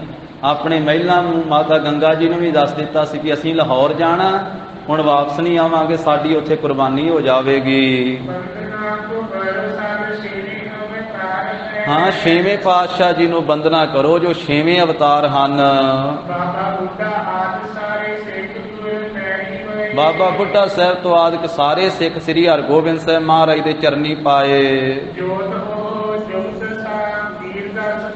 ਉਹੋ ਹੀ ਜੋਤ, ਉਹੀ ਜੁਗਤ ਹੈ, ਉਹੀ ਸਾਰੇ ਨਿਯਮ, ਉਹੀ ਸਾਰਾ ਸਿਧਾਂਤ ਹੈ। ਇੱਕ ਸ਼ਾਂਤ ਰਸ ਦੇ ਨਾਲ ਨਵਾਂ ਕੀ ਕੀਤਾ, ਇੱਕ ਵੀਰ ਰਸ ਹੀ ਧਾਰਨ ਕੀਤਾ ਹੈ। इस तरह महाराज ने जानिया भी हुण सद्दा आया है लाहौर तो, ते एक तो यह सद्दा है ना भी बादशाह ने सद्या है, एक महाराज ने जानिया भी ये दरगाही सद्दा हुण आ गया है, वो सतगुरु जी नूं ही सद्दे दा पता है। तो इस तरह जान करके भाणे दे मालक अपने साहिबजादे नूं गुरियाई दे करके पंजा सिखां नूं नाल तैयार किया। गुरसिखो तुसीं साडे नाल लाहौर जाना भाई। अपने धर्म पत्नी माता गंगा जी नूं धीरज दिती है। इसे तरह महाराज लाहौर आए, भाई सद्धू जी ते अर्थमल जी मिले।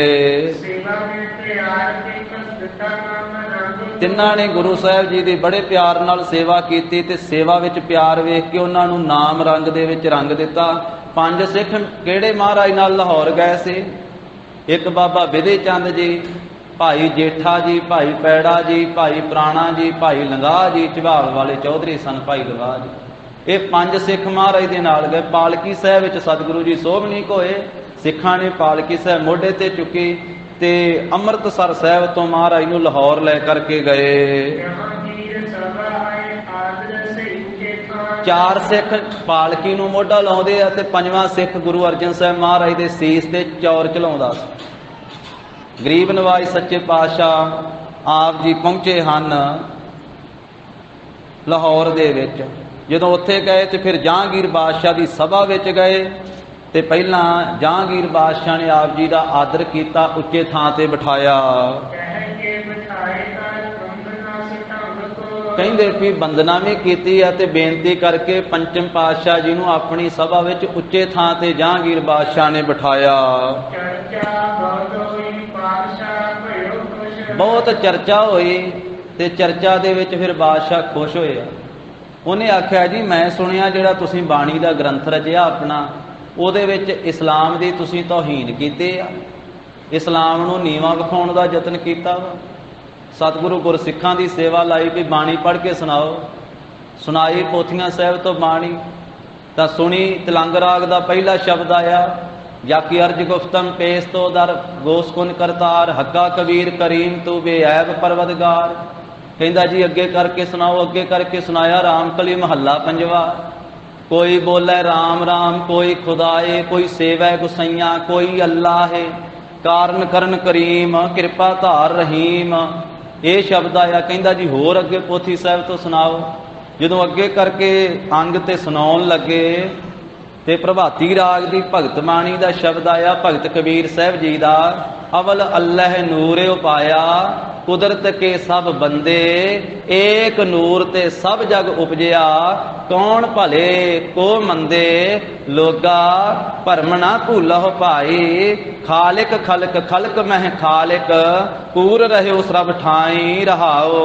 माटी एक अनेक भांत कर साजी साजन हारै। ना कछ पोच माटी के भांडे, ना कछ पोच कुंभारै। सब मह सच्चा एको सोई, तिसका किया सब कछ होई। हुक्म पछानै सो एको जानै, बंदा कहिए सोई। अल्लाह अलख न जाए लखिया गोर, गुड़ दीना मीठा। कह कबीर मेरी शंका नासी, सरब निरंजन डीठा। मारे कहंदे किथे इत्थे वितकरा किसी धर्म दे नाल, इत्थे ते एक नूर दी इहदे विच गल है। इत्थे ते कुदरत के सब बंदे आखिया। ये सारी चर्चा बाणी सुन के एक बारी बादशाह उस मौके ते खुश होया। पर अपने तरीके दा ही खुश होया है राजनीतिक। ये जहांगीर बादशाह वो महाराज साहब नूं कहन लगा भी सतगुरु जी तुसीं मेरा पक्ष करो, मेरे पक्ष की गल मैं चाहुंदा हां। साडे मुहम्मद साहब की सिफत लिख दिओ गुरु ग्रंथ साहिब दे विच, तुसीं साडे पैगंबर की वडियाई लिख दिओ। एक ये गल लिख दिओ महाराज गुरु की बाणी विच अपने ग्रंथ विच कि मुसलमान वड्डे आ ते हिंदू छोटे हुंदे आ। इस्लाम धर्म वड्डा वा ते हिंदू धर्म छोटा वा। ये लिख दिओ अपनी बाणी विच। महाराज कहंदे जहांगीर बादशाह ये तुरकी बाणी है, ये गल नहीं लिखी जा सकती भी आ धर्म वड्डा छोटा है। ਜਾਂ ਇਹਦੇ ਵਿੱਚ ਕਿਸੇ ਪੈਗੰਬਰ ਦੀ ਸਿਫਤ ਇਸ ਤਰੀਕੇ ਨਾਲ ਨਹੀਂ ਲਿਖੀ ਜਾ ਸਕਦੀ। ਇਹਦੇ ਵਿੱਚ ਤਾਂ ਨਾਮ ਦੀ ਸਿਫਤ ਹੈ, ਨਾਮ ਜਪਣ ਵਾਲਿਆਂ ਦੀ ਸਿਫਤ ਹੈ ਤੇ ਨਾਮੀ ਪਰਮੇਸ਼ਰ ਦੀਆਂ ਸਿਫਤਾਂ ਹਨ। ਹੋਰ ਕਿਸੇ ਰੀਤ ਵੀ ਹੋਰ ਕੋਈ ਬਾਣੀ ਇਹਦੇ ਵਿੱਚ ਨਹੀਂ ਲਿਖੀ ਜਾ ਸਕਦੀ। ਬਾਕੀ ਇੱਕ ਪੈਗੰਬਰ ਦੀ ਕੀ ਗੱਲ ਬਾਦਸ਼ਾਹ, ਮੇਰੇ ਮਾਲਕ ਦੇ ਦਰਵਾਜ਼ੇ ਉੱਤੇ ਤਾਂ ਲੱਖਾਂ ਪੈਗੰਬਰ ਨਮਸਕਾਰਾਂ ਕਰਦੇ ਆ, ਲੱਖਾਂ ਪੈਗੰਬਰ। ਤੁਧ ਧਿਆਇਨ ਵੇਦ ਕਤੇਬਾ ਸਣ ਖੜੇ, ਗਣਤੀ ਗਣੀ ਨਾ ਜਾਏ ਤੇਰੇ ਦਰ ਪੜੇ। ਬ੍ਰਹਮੇ ਤੁਧ ਧਿਆਇਨ ਇੰਦਰ ਇੰਦਰਾਸਨਾ, ਸ਼ੰਕਰ ਬਿਸਨੇ ਅਵਤਾਰ ਹਰ ਜਸ ਮੁਖ ਭਣਾ। ਪੀਰ ਪੈਗੰਬਰ ਸੇਖ ਮਸਾਇਕ ਔਲੀਏ, ਉਹ ਸਾਰੇ ਹੀ ਵਾਹਿਗੁਰੂ ਦੀ ਸਿਫਤ ਕਰਦੇ ਪਏ, ਉਹਦੇ ਦਰ ਤੇ ਹੱਥ ਜੋੜ ਕੇ ਲੱਖਾਂ ਖਲੋਤੇ ਹਨ। ਮਹਾਰਾਜ ਕਹਿੰਦੇ ਇੱਥੇ ਗੱਲ ਕਿਸੇ ਇੱਕ ਧਰਮ ਦੀ ਵੱਡੇ ਛੋਟੇ ਦੀ ਨਹੀਂ, ਭਾਵੇਂ ਕੋਈ ਤੁਰਕ ਹੋਵੇ ਭਾਵੇਂ ਹਿੰਦੂ ਹੋਵੇ, ਤੇ ਅਮਲਾਂ ਤੋਂ ਬਿਨਾਂ ਪਲੀਤ ਹਨ, ਮੈਲੇ ਹਨ। ਜੇ ਚੰਗੇ ਅਮਲ ਕਰਨਗੇ, ਚੰਗੇ ਕਰਮ ਕਰਨਗੇ ਤਾਂ ਹੀ ਪਵਿੱਤਰ ਹੋਣਗੇ। ਅਸੀਂ ਤੁਰਕਾਂ ਨੂੰ ਵੱਡੇ ਨਹੀਂ ਕਹਿੰਦੇ ਤੇ ਅਸੀਂ ਹਿੰਦੂਆਂ ਨੂੰ ਛੋਟੇ ਵੀ ਨਹੀਂ ਕਹਿੰਦੇ। ਸੱਚੇ ਉਹ ਆ ਜਿਹੜੇ ਪਰਮੇਸ਼ਰ ਨਾਲ ਪ੍ਰੀਤ ਕਰਦੇ ਆ, ਜਿਹੜੇ ਚੰਗੇ ਕਰਮ ਕਰਦੇ ਉਹ ਸੱਚੇ ਆ। ਇੱਥੇ ਕੋਈ ਧਰਮ ਵਿੱਚ ਪੈਦਾ ਹੋ ਕੇ ਕੋਈ ਵੱਡਾ ਕੋਈ ਛੋਟਾ ਨਹੀਂ ਹੁੰਦਾ ਹੈ। ਜਦੋਂ ਨਾਨਾ ਇਹਦੀ ਗੱਲ ਕੋਈ ਮੰਨੀ ਸਤਿਗੁਰਾਂ ਨੇ, ਫਿਰ ਦੂਜੇ ਪਾਸੇ ਹੋ ਗਿਆ ਜਹਾਂਗੀਰ ਬਾਦਸ਼ਾਹ। ਇਹ ਈਰਖਾ ਤੇ ਬਹੁਤ ਪਹਿਲਾਂ ਤੋਂ ਰੱਖਦਾ ਸੀ, ਗੁਰੂ ਘਰ ਦੇ ਨਾਲ ਬੜਾ ਤਵਸਬੇ ਸੀ, ਈਰਖਾਲੂ ਸੀ ਜਹਾਂਗੀਰ ਬਾਦਸ਼ਾਹ। ਇੱਕ ਸੱਚਖੰਡ ਹਰਮੰਦਰ ਸਾਹਿਬ ਦੀ ਰਚਨਾ ਹੋਈ, ਸਰੋਵਰ ਸਾਹਿਬਾਂ ਦੀ ਰਚਨਾ ਹੋਈ ਤੇ ਗੁਰੂ ਗ੍ਰੰਥ ਸਾਹਿਬ ਦੀ ਸੰਪਾਦਨਾ ਹੋਈ। ਇਹ ਕੁਝ ਵੇਖ ਕੇ, ਸਿੱਖੀ ਦਾ ਬਹੁਤ ਵੱਡਾ ਬੋਲਬਾਲਾ ਵੇਖ ਕੇ ਤਾਂ ਇਹ ਸੜ ਬਲ ਗਿਆ ਸੀ ਜਹਾਂਗੀਰ ਬਾਦਸ਼ਾਹ। ਇਹ ਜਰਦਾ ਨਹੀਂ ਸੀ ਵੀ ਇੰਨਾ ਵੱਡਾ ਸਿੱਖੀ ਦਾ ਪ੍ਰਚਾਰ। ਇਹ ਧੰਨ ਗੁਰੂ ਅਰਜਨ ਸਾਹਿਬ ਮਹਾਰਾਜ ਨੇ ਮਾਝੇ ਦੀ ਧਰਤੀ ਤੋਂ ਆਰੰਭ ਕਰਕੇ ਦੇਸ਼ਾਂ ਵਿਦੇਸ਼ਾਂ ਤੇ ਇੱਕ ਦੂਰ ਦੂਰ ਤੇ ਇੱਕ ਸਿੱਖੀ ਦਾ ਬੋਲਬਾਲਾ ਕਰ ਦਿੱਤਾ। ਤੇ ਸਾਡੇ ਮੁਸਲਮਾਨੀ ਜਿਹੜੇ ਵੱਡੇ ਵੱਡੇ ਪੀਰ ਆ, ਉਹ ਵੀ ਗੁਰੂ ਅਰਜਨ ਸਾਹਿਬ ਦੇ ਚਰਨਾਂ ਤੇ ਜਾ ਕੇ ਸਾਈ ਮੀਆਂ ਮੀਰ ਵਰਗੇ ਨਮਸਕਾਰਾਂ ਕਰਦੇ ਪਏ। ਉਹਨਾਂ ਦੇ ਜਿੰਨੇ ਮਰੀਦ ਸੀ ਉਹ ਵੀ ਨਮਸਕਾਰਾਂ ਕਰਦੇ ਸੀ।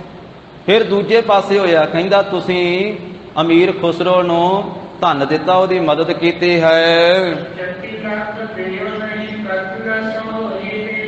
ਨਹੀਂ ਤਾਂ ਤੁਹਾਨੂੰ ਕਤਲ ਕਰ ਦਿੱਤਾ ਜਾਵੇਗਾ ਜਾਂ ਫਿਰ 2 ਲੱਖ ਜੁਰਮਾਨਾ ਲਾਇਆ ਜਾਂਦਾ ਤੁਹਾਨੂੰ। ਤੁਸੀਂ ਖੁਸਰੋ ਨੂੰ ਮਦਦ ਕਿਉਂ ਕੀਤੀ ਆ ਤੇ ਉਹਨੂੰ ਰੋਟੀ ਕਿਉਂ ਖਵਾਈ? ਤੁਹਾਨੂੰ ਇਸ ਕਰਕੇ 2 ਲੱਖ ਜੁਰਮਾਨਾ ਲਾਇਆ ਜਾਂਦਾ ਹੈ। ਕਹਿੰਦਾ ਮੇਰੇ ਮਨ ਵਿੱਚ ਤਾਂ ਇਹ ਅੱਗ ਅੱਗੇ ਹੀ ਬੜੇ ਚਿਰ ਦੀ ਭੜਕਦੀ ਸੀ, ਕਿਉਂਕਿ ਤੁਸੀਂ ਆਪਣਾ ਮਤ ਹਿੰਦੂਆਂ ਨਾਲੋਂ ਵੀ ਵੱਖਰਾ ਤੇ ਮੁਸਲਮਾਨਾਂ ਨਾਲੋਂ ਵੱਖਰਾ ਹੀ ਰਚ ਦਿੱਤਾ ਹੈ। ਤੁਸੀਂ ਇੱਕ ਤੀਸਰਾ ਮਤ ਹੀ ਆਪਣਾ ਰਚ ਦਿੱਤਾ ਹੈ।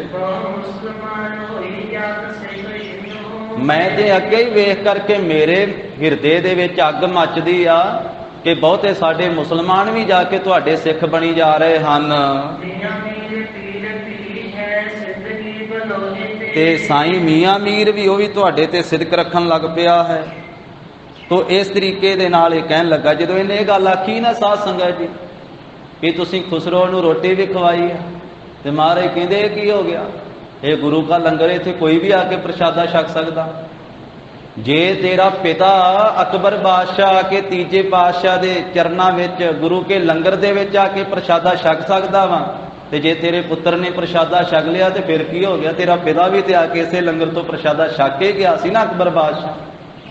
ਤੇ ਜੇ ਅਮੀਰ ਖੁਸਰੋ ਨੇ ਆ ਕੇ ਲੰਗਰ ਵਿੱਚ ਬੈਠ ਕੇ ਪ੍ਰਸ਼ਾਦਾ ਛਕ ਲਿਆ ਤੇ ਬਾਕੀ ਇਹ ਗੁਰੂ ਘਰ ਹੈ, ਇੱਥੇ ਕੋਈ ਨਿਮਾਣਾ ਬਣ ਕੇ ਆਵੇ, ਕੋਈ ਨਿਤਾਣਾ ਬਣ ਕੇ ਆਵੇ ਤਾਂ ਉਹਨੂੰ ਨਿਮਾਣੇ ਨੂੰ ਮਾਣ ਦਿੱਤਾ ਜਾਂਦਾ, ਨਿਤਾਣੇ ਨੂੰ ਤਾਣ ਦਿੱਤਾ ਜਾਂਦਾ। ਕੋਈ ਮਦਦ ਮੰਗੇ ਉਹਦੀ ਮਦਦ ਵੀ ਕੀਤੀ ਜਾਂਦੀ ਹੈ। ਇੱਥੇ ਤੇਰਾ ਪਿਤਾ ਵੀ ਤੇ ਆਇਆ ਸੀ ਨਾ ਇਸ ਘਰ ਵਿੱਚ, ਤੇ ਜੇ ਤੇਰਾ ਪੁੱਤਰ ਆ ਗਿਆ ਤੇ ਤਾਂ ਕੀ ਹੋਇਆ? ਬਾਕੀ ਬਾਗੀ ਤੇਰੇ ਵੱਲੋਂ ਹੈ ਨਾ, ਉਹ ਗੁਰੂ ਘਰ ਵੱਲੋਂ ਤੇ ਨਹੀਂ। ਗੁਰੂ ਘਰ ਤੇ ਸਾਰੀ ਸ੍ਰਿਸ਼ਟੀ ਦਾ ਸਾਂਝਾ ਹੈ। ਐਸਾ ਜਵਾਬ ਦਿੱਤਾ ਮਹਾਰਾਜ ਸਾਹਿਬ ਜੀ ਨੇ। ਤਾਂ ਫਿਰ ਚੰਦੂ ਨੂੰ ਆਖ ਕਰਕੇ ਇਹ ਆਪ ਜਹਾਂਗੀਰ ਇਹ ਕਸ਼ਮੀਰ ਵੱਲ ਨੂੰ ਚਲੇ ਗਿਆ ਤੇ ਮਰਤਜੇ ਖਾਨ ਨੂੰ ਤੇ ਚੰਦੂ ਦੀਵਾਨ ਨੂੰ ਕਹਿ ਗਿਆ ਵੀ ਇਹਨਾਂ ਨੂੰ ਪੁੱਛ ਲਓ, ਜੇ ਆ 2 ਲੱਖ ਰੁਪਈਆ ਦੇਣ ਤੇ ਜਾਂ ਇਹ ਕੁਝ ਮੇਰੀ ਸਿਫਤ ਲਿਖਦੇ ਹਨ ਆਪਣੀ ਬਾਣੀ ਦੇ ਵਿੱਚ, ਇਸਲਾਮ ਦੀ ਸਿਫਤ ਲਿਖਦੇ ਹਨ, ਫਿਰ ਛੱਡ ਦਿਓ, ਨਹੀਂ ਤੇ ਇਹਨਾਂ ਨੂੰ ਜਾਸਾ ਦੇ ਕਾਨੂੰਨ ਦੇ ਮੁਤਾਬਕ ਇਹਨਾਂ ਨੂੰ ਕਤਲ ਕਰ ਦਿੱਤਾ ਜਾਵੇ। ਇਹ ਇਹਨਾਂ ਨੇ ਸਾਧ ਸੰਗਤ ਜੀ ਜਾਸਾ ਦਾ ਕਾਨੂੰਨ ਬਣਾਇਆ ਕਿ ਜਿਹੜੇ ਧਰਮੀ ਬੰਦੇ ਉਹਨਾਂ ਨੂੰ ਜੇ ਮਾਰਨਾ ਹੈ ਨਾ, ਉਹਨਾਂ ਦਾ ਖੂਨ ਨਾ ਕਹਿੰਦੇ ਧਰਤੀ ਤੇ ਡੁੱਲਣ ਦਿਓ, ਇਸ ਤਰੀਕੇ ਨਾਲ ਸਜ਼ਾ ਦੇ ਕਰਕੇ ਉਹਨਾਂ ਨੂੰ ਖਤਮ ਕਰੋ ਕਿ ਜੇ ਉਹਨਾਂ ਦਾ ਖੂਨ ਧਰਤੀ ਤੇ ਬੂੰਦਾਂ ਡਿੱਗਦੀਆਂ ਤੇ ਉਹਨਾਂ ਵਰਗੇ ਹੋਰ ਪੈਦਾ ਹੋ ਜਾਂਦੇ। ਇਹ ਫਿਰ ਚੰਦੂ ਦੇ ਤਾਂ ਹੀ ਇਹ ਕੁਝ ਕਹਿ ਦਿੱਤਾ ਜਹਾਂਗੀਰ ਨੇ। ਪੰਜਾਂ ਸਿੱਖਾਂ ਸਮੇਤ ਫਿਰ ਚੰਦੂ ਦੀ ਹਵੇਲੀ ਵਿੱਚ ਸਿਪਾਹੀ ਲੈ ਕਰਕੇ ਗਏ। ਫਿਰ ਚੰਦੂ ਦੇ ਅੰਦਰ ਅੱਗੇ ਹੀ ਈਰਖਾ ਮੱਚੀ ਸੀ, ਮੇਰੀ ਪੁੱਤਰੀ ਦਾ ਰਿਸ਼ਤਾ ਨਹੀਂ ਲਿਆ। ਮਹਾਰਾਜ ਸਾਹਿਬ ਨੂੰ ਫਿਰ 5 ਦਿਨ ਤਸੀਹੇ ਦਿੱਤੇ ਗਏ। ਸਾਧ ਸੰਗਤ 5 ਦਿਨ ਸਤਿਗੁਰੂ ਜੀ ਚੰਦੂ ਪਾਪੀ ਨੇ ਮਹਾਰਾਜ ਨੂੰ ਵੱਖਰਾ ਕੈਦ ਕੀਤਾ ਤੇ ਸਾਹਮਣੇ 5 ਸਿੱਖਾਂ ਨੂੰ ਬੰਨ੍ਹ ਕੇ ਕੈਦ ਕੀਤਾ। ਸਿੱਖਾਂ ਨੂੰ ਵੀ ਕੋਰੜੇ ਮਾਰੇ ਗਏ, ਵੱਜਿਆ ਹੋਇਆ ਕੈਦ ਵਿੱਚ ਬੰਦ ਵਾ, ਤੇ ਸਾਹਮਣੇ ਗੁਰੂ ਸਾਹਿਬ ਜੀ ਨੂੰ ਬਿਠਾਇਆ ਗਿਆ ਕੈਦ ਕਰਕੇ, ਤੇ ਆਖਿਆ ਵੀ ਨਾ ਪੀਣ ਵਾਸਤੇ ਪਾਣੀ ਦੇਣਾ, ਨਾ ਖਾਣ ਵਾਸਤੇ ਪ੍ਰਸ਼ਾਦਾ ਦੇਣਾ, ਰੋਟੀ ਵੀ ਨਹੀਂ ਦੇਣੀ, ਲੰਮੇ ਵੀ ਨਹੀਂ ਪੈਣ ਦੇਣਾ, ਸੌਣ ਵੀ ਨਹੀਂ ਦੇਣਾ, ਬਿਠਾ ਕੇ ਹੀ ਰੱਖਣਾ। ਤੇ ਇਸੇ ਤਰ੍ਹਾਂ ਜੇ ਇਹ ਪਾਣੀ ਦੀ ਘੁੱਟ ਵੀ ਮੰਗਣ ਤੇ 2 ਲੱਖ ਰੁਪਈਆ ਇਹਨਾਂ ਤੋਂ ਮੰਗਣਾ, 2 ਲੱਖ ਰੁਪਈਆ ਦਿਓ ਤੇ ਫਿਰ ਪਾਣੀ ਦੇਾਂਗੇ ਪੀਣ ਵਾਸਤੇ। ਐਸਾ ਜ਼ਾਲਮ ਚੰਦੂ ਪਾਪੀ। ਫਿਰ ਮਹਾਰਾਜ ਸਾਹਿਬ ਜੀ ਨੂੰ ਦੇਗ ਦੇ ਵਿੱਚ ਉਬਲਦੀ ਦੇਗ ਉਹਦੇ ਵਿੱਚ ਬੈਠਣ ਵਾਸਤੇ ਆਖਿਆ, ਤੇ ਸਤਿਗੁਰੂ ਗਰੀਬ ਨਵਾਜ ਰਸਨਾ ਤੋਂ ਬਾਣੀ ਪੜ੍ਹਦੇ ਆ, ਤੇਰਾ ਕੀਆ ਮੀਠਾ ਲਾਗੈ ਹਰ ਨਾਮ ਪਦਾਰਥ ਨਾਨਕ ਮੰਗੈ। ਮਹਾਰਾਜ ਸਾਹਿਬ ਜੀ ਦੇਗ ਦੇ ਵਿੱਚ ਬੈਠਦੇ, 1.25 ਪਹਿਰ ਦੇਗ ਦੇ ਵਿੱਚ ਬਿਠਾਇਆ ਗਿਆ ਗੁਰੂ ਸਾਹਿਬ ਜੀ। 3 ਘੰਟੇ ਦਾ ਪਹਿਰ ਹੁੰਦਾ, 1.25 ਪਹਿਰ। ਹੱਡੀਆਂ ਦੇ ਨਾਲੋਂ ਮਾਸ ਵੱਖਰਾ ਹੋ ਰਿਹਾ ਸੀ, ਪਰ ਸਤਿਗੁਰੂ ਜੀ ਸ਼ਾਂਤ ਰਸਨਾ ਤੇ ਬਾਣੀ ਹੈ ਮਹਾਰਾਜ ਸਾਹਿਬ ਜੀ। ਐਸੇ ਗਰੀਬ ਨਵਾਜ ਸਤਿਗੁਰੂ, ਜਿੰਨੇ ਠੰਡੇ ਧੰਨ ਗੁਰੂ ਅਰਜਨ ਦੇਵ ਸਾਹਿਬ ਮਹਾਰਾਜ ਆ, ਇੰਨਾ ਠੰਡਾ ਨਾ ਕੋਈ ਹੋਇਆ ਤੇ ਨਾ ਕਿਸੇ ਨੇ ਹੋਣਾ। ਗਰਮੀ ਦਾ ਮੌਸਮ ਤਪਿਆ ਹੋਇਆ, ਜਹਾਂਗੀਰ ਤਪਿਆ ਹੋਇਆ, ਮਰਤਜਾ ਖਾਂ ਤਪਿਆ ਹੋਇਆ, ਚੰਦੂ ਤਪਿਆ ਹੋਇਆ, ਲੋਹ ਤਪੀ ਹੋਈ, ਅੱਗ ਤਪੀ ਹੋਈ, ਦੇਗ ਤਪੀ ਹੋਈ, ਰੇਤ ਤਪੀ ਹੋਈ, ਵਿੱਚ ਠੰਡੇ ਆ ਤੇ ਧੰਨ ਗੁਰੂ ਅਰਜਨ ਦੇਵ ਸਾਹਿਬ ਜੀ ਮਹਾਰਾਜ। ਤੇ ਸਤਿਗੁਰਾਂ ਨੂੰ ਪੁੱਛੀਏ ਵੀ ਮਹਾਰਾਜ ਇੰਨੀ ਠੰਡ ਤੁਹਾਨੂੰ ਪ੍ਰਾਪਤ ਕਿੱਥੋਂ ਹੋਈ? ਕਹਿੰਦੇ ਭਾਈ ਸਾਰੀ ਤਪਸ਼ ਨੂੰ ਦੂਰ ਕਰਨ ਵਾਲਾ ਨਾਮ ਹੀ ਆ। ਚੰਦਨ ਚੰਦ ਨਾ ਸਰਦ ਰੁੱਤ, ਮੂਲ ਨਾ ਮਿਟਾਈ ਘਾਮ, ਸੀਤਲ ਥੀਵੈ ਨਾਨਕਾ ਜਪੰਦੜੋ ਹਰ ਨਾਮ। ਕਲ ਤਾਤੀ ਠੰਡਾ ਹਰ ਨਾਉ, 5ਵੇਂ ਪਾਤਸ਼ਾਹ ਨੇ ਉਚਾਰਿਆ। ਕਲਯੁਗ ਦੀ ਕਿਰਿਆ ਤਤੀ ਹੈ, ਪਰ ਇਹਦੇ ਵਿੱਚ ਠੰਡਾ ਹੈ ਤੇ ਵਾਹਿਗੁਰੂ ਦਾ ਨਾਮ ਹੀ ਠੰਡਾ ਹੈ। ਸਤਿਗੁਰੂ ਜੀ ਨੂੰ ਉਬਲਦੀ ਦੇਗ ਦੇ ਵਿੱਚ ਬਿਠਾਇਆ ਗਿਆ। ਮਹਾਰਾਜ ਚੌਂਕੜਾ ਲਾ ਕੇ ਬੈਠੇ ਹਨ। ਫਿਰ ਇਸੇ ਤਰ੍ਹਾਂ ਅਗਲੇ ਦਿਨ ਤਪੀ ਹੋਈ ਲੋਹ ਤੇ ਬੈਠਣ ਵਾਸਤੇ ਆਖਿਆ, ਤੇ ਸਤਿਗੁਰੂ ਗਰੀਬ ਨਵਾਜ ਨਾਮ ਜਪਦਿਆਂ ਹੋਇਆਂ ਬਾਣੀ ਰਸਨਾ ਤੇ ਤਪੀ ਹੋਈ ਲੋਹ ਤੇ ਚੌਂਕੜਾ ਲਾ ਕੇ ਬੈਠ ਗਏ। ਉਸ ਮੌਕੇ ਤੇ ਮਹਾਰਾਜ ਸਾਹਿਬ ਜੀ ਦੇ ਸਰੀਰ ਦਾ ਮਾਸ ਸੜਿਆ ਔਰ ਚਰਬੀ ਢਲ ਕੇ ਚੁੱਲ੍ਹੇ ਦੇ ਹੇਠਾਂ ਨੂੰ ਜਾ ਰਹੀ ਸੀ। ਸਰੀਰ ਥੱਲੇ ਲੱਕੜਾਂ ਦੀ ਅੱਗ ਮੱਚਦੀ ਪਈ, ਪਰ ਉੱਤੇ ਸ਼ਾਂਤ ਬੈਠੇ। ਇੰਨੀ ਠੰਡ ਧੰਨ ਗੁਰੂ ਅਰਜਨ ਦੇਵ ਸਾਹਿਬ ਜੀ ਦੇ ਅੰਦਰ, ਸ਼ਾਂਤ ਰਸ। ਕੋਈ ਬਹਿ ਸਕਦਾ ਵਾ? ਕੋਈ ਹੈ ਦੁਨੀਆ ਤੇ ਤਤੀ ਲੋਹ ਤੇ ਚੌਂਕੜਾ ਲਾਉਣ ਵਾਲਾ? ਹਾਂ, ਅੱਜ ਜਿਸ ਤਰ੍ਹਾਂ ਦੀ ਧੁੱਪ ਵਾ ਸਾਧ ਸੰਗਤ ਜੀ, ਆ ਸੜਕ ਦੇ ਉੱਤੇ ਕਿਤੇ ਪੱਥਰ ਤੇ ਨੰਗੇ ਪੈਰੀ ਤੁਰੋ ਧੁੱਪੇ ਥਾਂ ਤੇ ਭੱਜ ਕੇ ਛਾਂ ਵੱਲ ਨੂੰ ਆਪਾਂ ਹੁੰਨੇ ਆ ਵੀ ਪੈਰ ਸੜ ਗਏ। ਪਰ ਮਹਾਰਾਜ ਸਾਹਿਬ ਜੀ ਚੌਂਕੜਾ ਲਾ ਕੇ ਤਤੀ ਲੋਹ ਤੇ ਬੈਠੇ ਹੋਏ ਆ। ਗੁਰੂ ਤਾਂ ਬਥੇਰੇ ਅਖਵਾਉਂਦੇ ਆ ਸੰਸਾਰ ਦੇ ਉੱਤੇ, ਪਰ 10 ਪਾਤਸ਼ਾਹੀਆਂ ਵਰਗਾ ਕੋਈ ਨਹੀਂ ਹੋ ਸਕਦਾ। ਨਾ ਕੋਈ ਹੋਇਆ ਤੇ ਨਾ ਕੀ ਹੋਣਾ। 10 ਪਾਤਸ਼ਾਹੀਆਂ ਇੱਕੋ ਹੀ ਜੋਤ ਆ, ਇੱਕੋ ਹੀ ਰੂਪ ਆ, ਤੇ ਉਹੀ ਜੋਤ ਹੁਣ ਗੁਰੂ ਗ੍ਰੰਥ ਸਾਹਿਬ ਜੀ ਦੇ ਵਿੱਚ ਹੈ। ਬਾਣੀ 'ਚ ਹੀ ਬਚਨ ਆ ਵੀ ਸਤਿਗੁਰੂ ਦੀ ਰੀਸ ਕੋਈ ਕਰ ਸਕਦਾ, ਪਰ ਪੂਰੇ ਸਤਿਗੁਰੂ ਵਰਗਾ ਨਹੀਂ ਕੋਈ ਹੋ ਸਕਦਾ। ਰੀਸਾਂ ਕਰ ਸਕਦੇ ਆ, ਕਈਆਂ ਨੇ ਕੀਤੀਆਂ, ਕਈ ਕਰ ਰਹੇ, ਕਈ ਆਉਣ ਵਾਲੇ ਸਮੇਂ 'ਚ ਵੀ ਕਰਨਗੇ, ਪਰ ਤਤੀ ਲੋਹ ਤੇ ਚੌਂਕੜਾ ਕੌਣ ਲਾ ਸਕਦਾ? ਉਹ ਮਾਂ ਭਾਨੀ ਦਾ ਲਾਡਲਾ ਧੰਨ ਗੁਰੂ ਅਰਜਨ ਦੇਵ ਸਾਹਿਬ ਹੀ ਆ। सतगुर की रीसै होर कच पिच बोल दे से कूड़ियार कूड़े झड़ पड़ी है। महाराज कहते रीसां बथेरियां करदे कूड़े आ झड़ पैणगे। सतगुरु अटोल बैठे हुए तपी हुई लोह दे उत्ते अग हेठां बल रही है, लाटां निकल रही हैं। इसे तरह चंदू ने जहांगीर दे नाल मिल करके इस तरह की सलाह की। चंदू ने आख्या जहांगीर नूं भी मैं तां दुख भी दे के वेख लिया, गुरु साहब जी तां कोई गल मनदे नहीं हन। जहांगीर ने आख्या जाके पुछ जे मन जान गुरु साहब जी। दुराचारी चंदू आया अखां लाल करके भै देना चाहता है गुरु साहब जी नूं। कहंदा मेरे ते बादशाह दे कह ला के मेरी पुत्री दा साक मन लो ते मुहम्मद साहब दी सिफत लिखा दिओ अपनी बाणी दे विच अपने हत्थां दे नाल। सतगुरु कहंदे असीं किसी पैगंबर दी सिफत नहीं लिख सकदे ते ना ही जहांगीर बादशाह के संबंध में कुछ असीं उहदी तरीक लिख सकते हैं भी उन्हें राज किया, उहदे बारे भी कुछ नहीं लिखांगे। असीं गरीबां दे राखे आ ते जेड़ा भी गुरु के लंगर विच आ जावे उहनूं असीं प्रशादा छकाउणे आ। खुसरो आया सी गुरु के लंगर विच, असीं उहनूं भी अनाज छकण वास्ते दिता, उहदी भी मदद कीती। कदी उहदा दादा आया सी अकबर बादशाह ते इस लंगर विच उहने भी प्रशादा छकिया सी। जेड़े तुसीं 2 लाख रुपया मंगदे हो असीं नहीं देवांगे, ये साडी निश्चय वाली गल आ, ये संगत दी माया है। ये बाणी सच है ते इस सच दे विच कच नहीं असीं रला सकदे। इस बाणी विच सच्चे नाम की महिमा है, नाम जपण वालियां संतां भगतां दी गुरसिखां दी महिमा है, गुरु साहब की महिमा है ते एक ईश्वर परमेश्वर का जस है। तू भगती तो हीना हंकारी है, तेरी लड़की का साक नहीं असीं लैणा। इस करके संगतां ने जो बेनती की है ते संगत की बेनती वो असी मन्नी है, इस करके असी तेरा पुत्री का साख नहीं लेना। अखीर फिर साध संगत जी महाराज साहब जी नूं ऐसे ये कष्ट दिते गए। महाराज तत्ती लोह ते चौंकड़ा लाया, उबलदी देग विच बैठे, सीस विच तत्ता रेता भी पाया, सारा अपना जोर ला लिया चंदू ने, पर गरीब नवाज साहब जी ने एक नहीं मन्नी। चढ़दी कला विच साईं मियाँ मीर आया, वह भी डोल ऐ घबरा गया सी साईं मियाँ मीर। महाराज एडा वड्डा धीरज, सतगुरां ने आख्या भी साईं जी कदी तुसीं पुछया सी सुखमनी साहब की बाणी विचों ब्रह्म ज्ञानी कै धीर जेक ज्यों बसदा को खोदा को चंदन लेप, कि ब्रह्म ज्ञानी का धीरज धरती वर्गा हुंदा, कोई धरती नूं पुट्टी जावे, कोई धरती नूं चंदन का लेप करी जावे। ते असीं तुहानूं आख्या सी भी कदी समा आवेगा तुसीं प्रतख वेख लओगे इन्हां पंक्तियां दे अर्थ, वो प्रतख वेखे साईं मियाँ मीर ने। फिर अज दे दिहाड़े साध संगत जी महाराज ने गरीब नवाज सतगुरु जी रावी दरिया के कंढे ते गए, उत्थे जा करके महाराज साहब जी ने जपजी साहब का पाठ किया। इशनान का भी जिक्र आया है अगे प्रसंग दे विच, सतगुरु जी ने इशनान भी किया।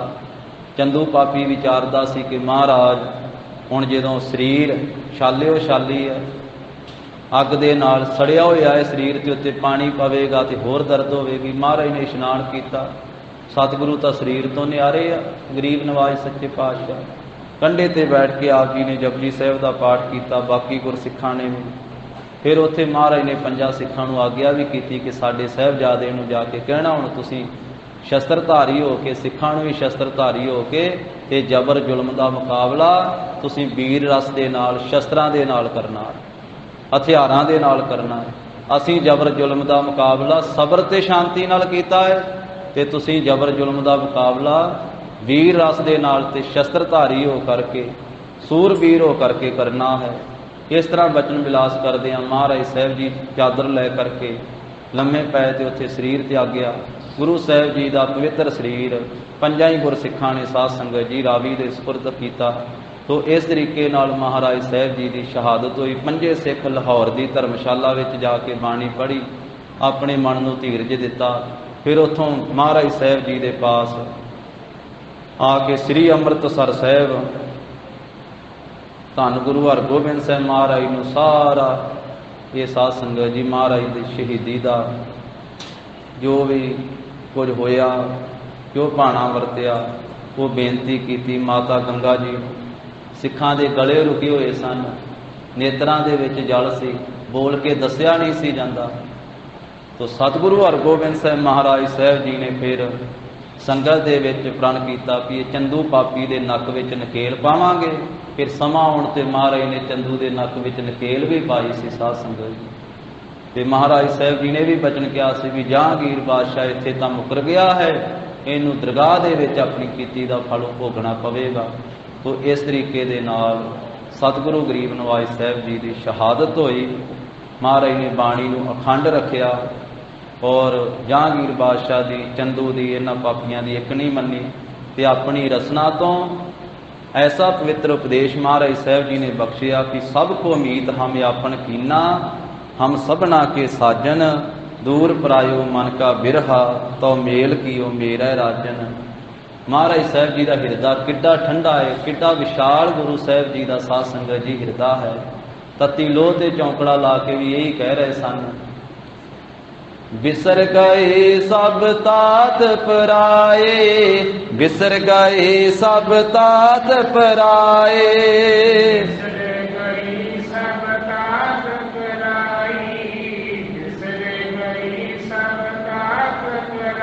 जब ते साध संगत मोहे पाए, जब ते साध संगत मोहे पाए, जब ते साध संगत मोहे पाई, जब ते साध संगत मोहे पाई। ना को बैरी नहीं बेगाना, ना को बैरी नहीं बेगाना,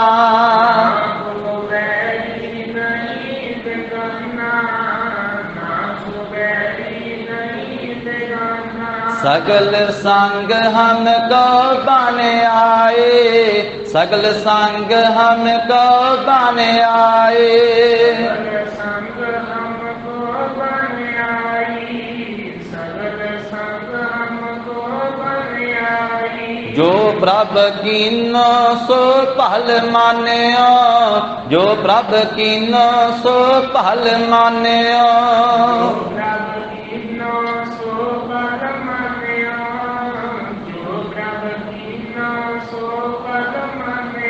एह सुमत साधु ते पाई, एह सुमत साधु ते पाई, सुमत साधु ते पाई, सुमत साधु ते पाई। सब महराब रहे प्रभ एक, सब महराब रहे प्रभ एक,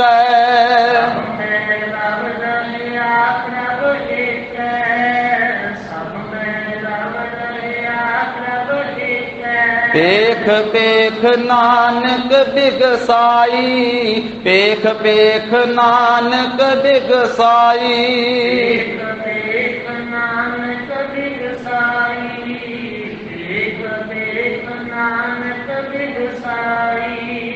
साध संगत जी सब माई भाई एक बारी रसना तो कहो, धन धन श्री गुरु अर्जुन देव साहिब जी महाराज, धन धन श्री गुरु अर्जुन देव साहिब जी महाराज। भुल्लां चुकां दी खिमा देनी। वाहिगुरु जी का खालसा, वाहिगुरु जी की फतेह। सत श्री अकाल।